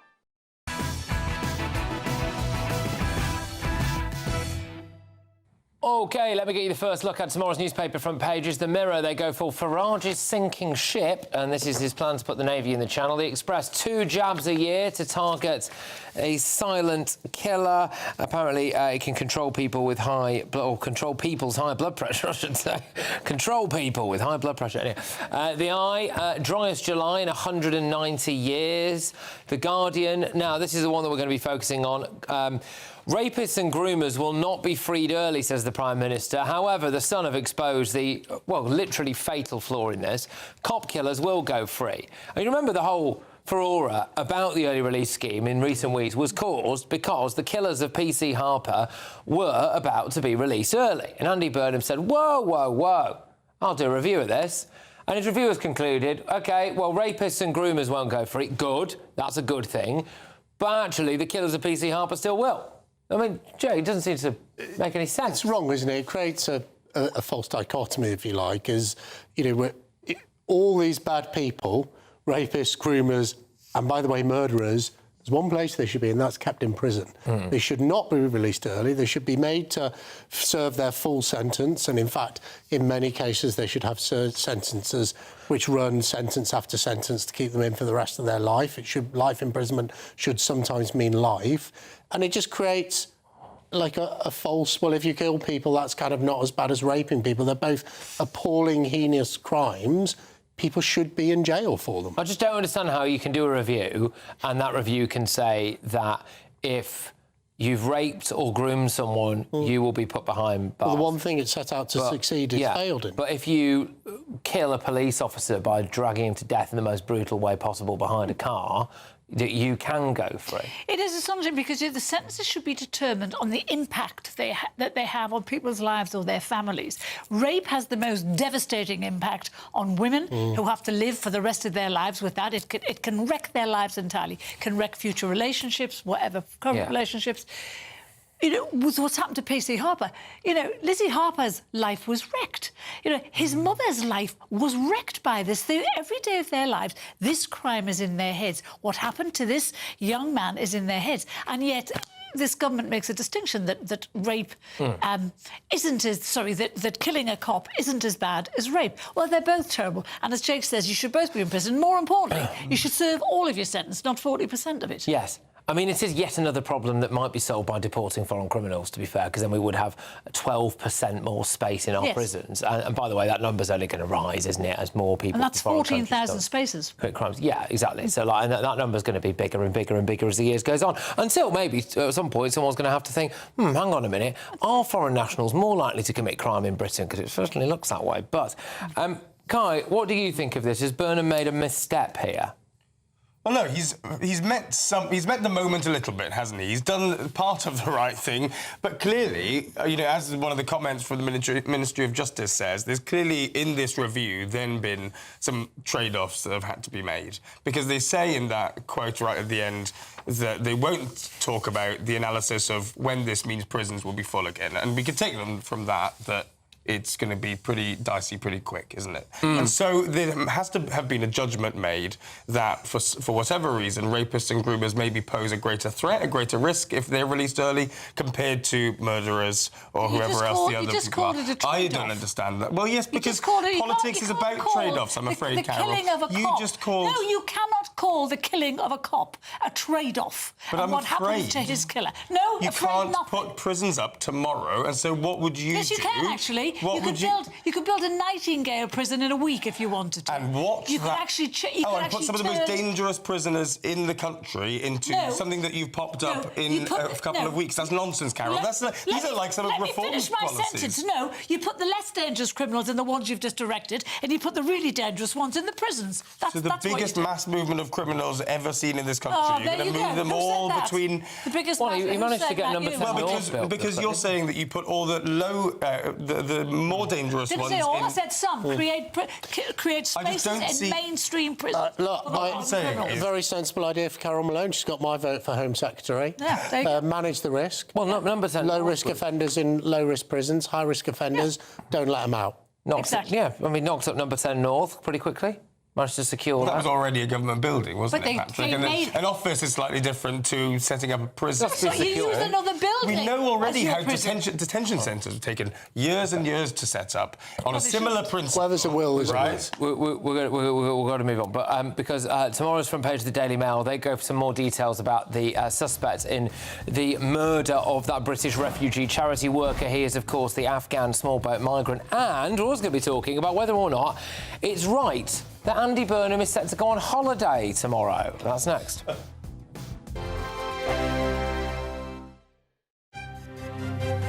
GB News Breakfast. Every day from 6 a.m. Should James Bond stay white and male?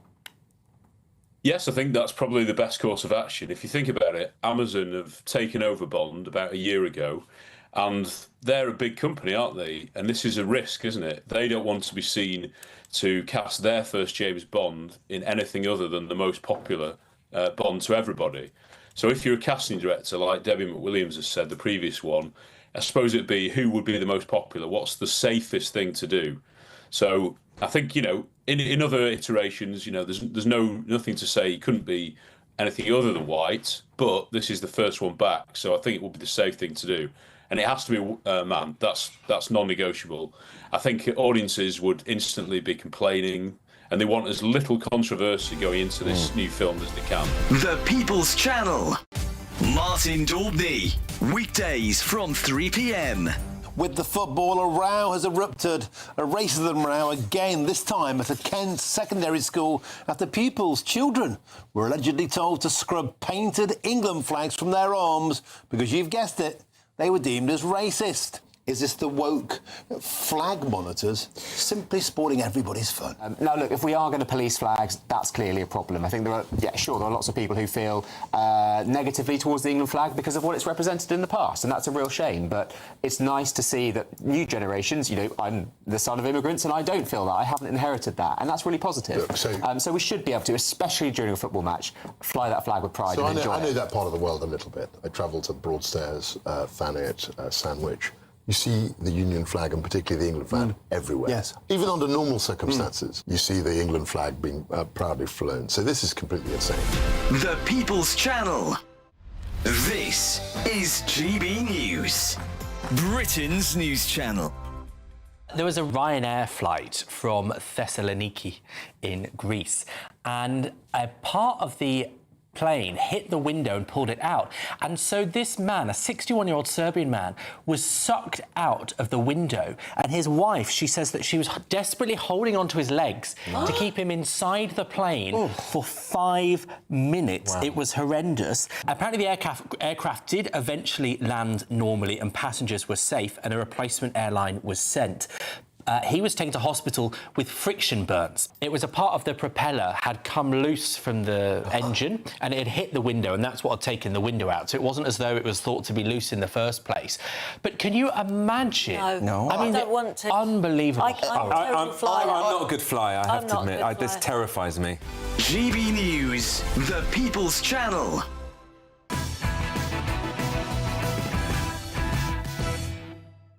Welcome back. OK, so the rest of tomorrow's newspaper front page is The Times. Killers but not rapists to be given early release. Yeah, there you go. And the Daily Mail, Athens suitcase murder suspect. And again, it's that Afghan small boat migrant who arrived in Greece. The Telegraph, PC Harper killers will still be freed early.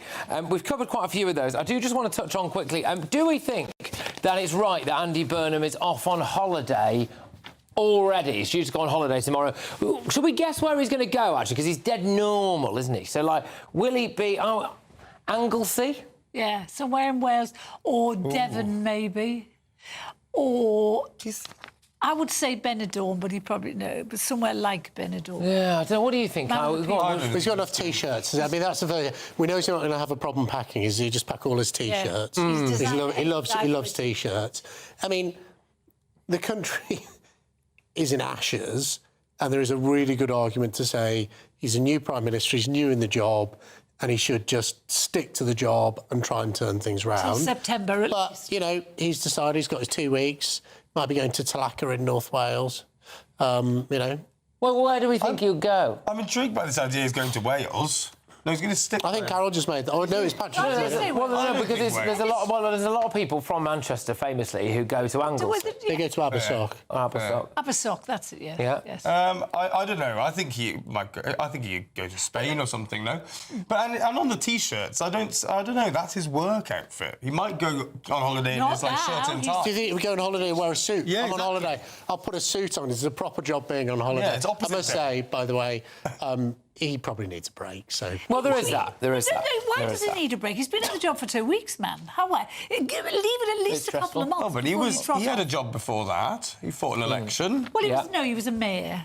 Is that not a real job? It's not a hard job, let's OK. Well, I'll tell you what, someone who would have had an absolute field day with this is the late, great Rod Liddle. Oh, yeah. And I just wanted to finish the show by paying a little bit of a tribute, really, to Rod Liddle, tremendous bloke who sadly passed away at the age of 66 after a short battle with illness. Viewers and listeners will know who Rod was. Truly one of a kind, a man with an absolutely ferocious wit, vast intelligence, could write a better article than anyone I've ever come across. That's for sure, and was just a hilarious bloke to be around. Carol? He was. He was a writer's writer. Rod Liddle would write a line, a pithy, sharp line, and all of us would go, God, I wish we'd written that. But the thing was, he was a huge intellect, but he was able to write for people of every colour, class, and creed. He got through to everyone, and that is an art that not many journalists have actually, and he had it.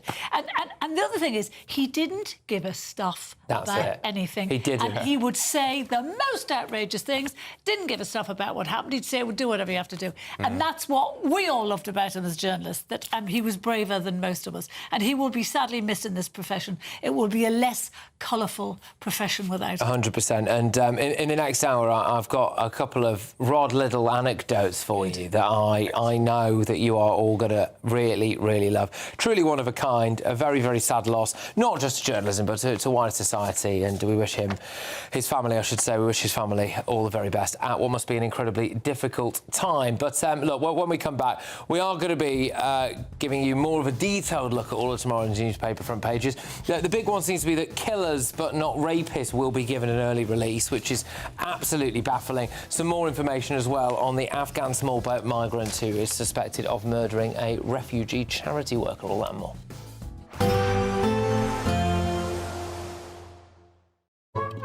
Today's outlook: cool, calm and completely horizontal. Boxed Aircon sponsors the weather on GB News. Good evening, welcome to your latest GB News weather update brought to you from the Met Office. A hot night for many of us in the south. Thunderstorms into tomorrow, a cooler day for most to come into tomorrow as well. But at the moment, we've got hot and humid air across much of the UK behind this warm front. Cold front is moving in as we head into Tuesday, but that brings some rain to more north and western areas in particular, perhaps parts of the southwest of England and Wales seeing a few showers through this evening. But much of the focus of the rain will be across Northern Ireland and Scotland overnight. Dry across central and eastern areas and very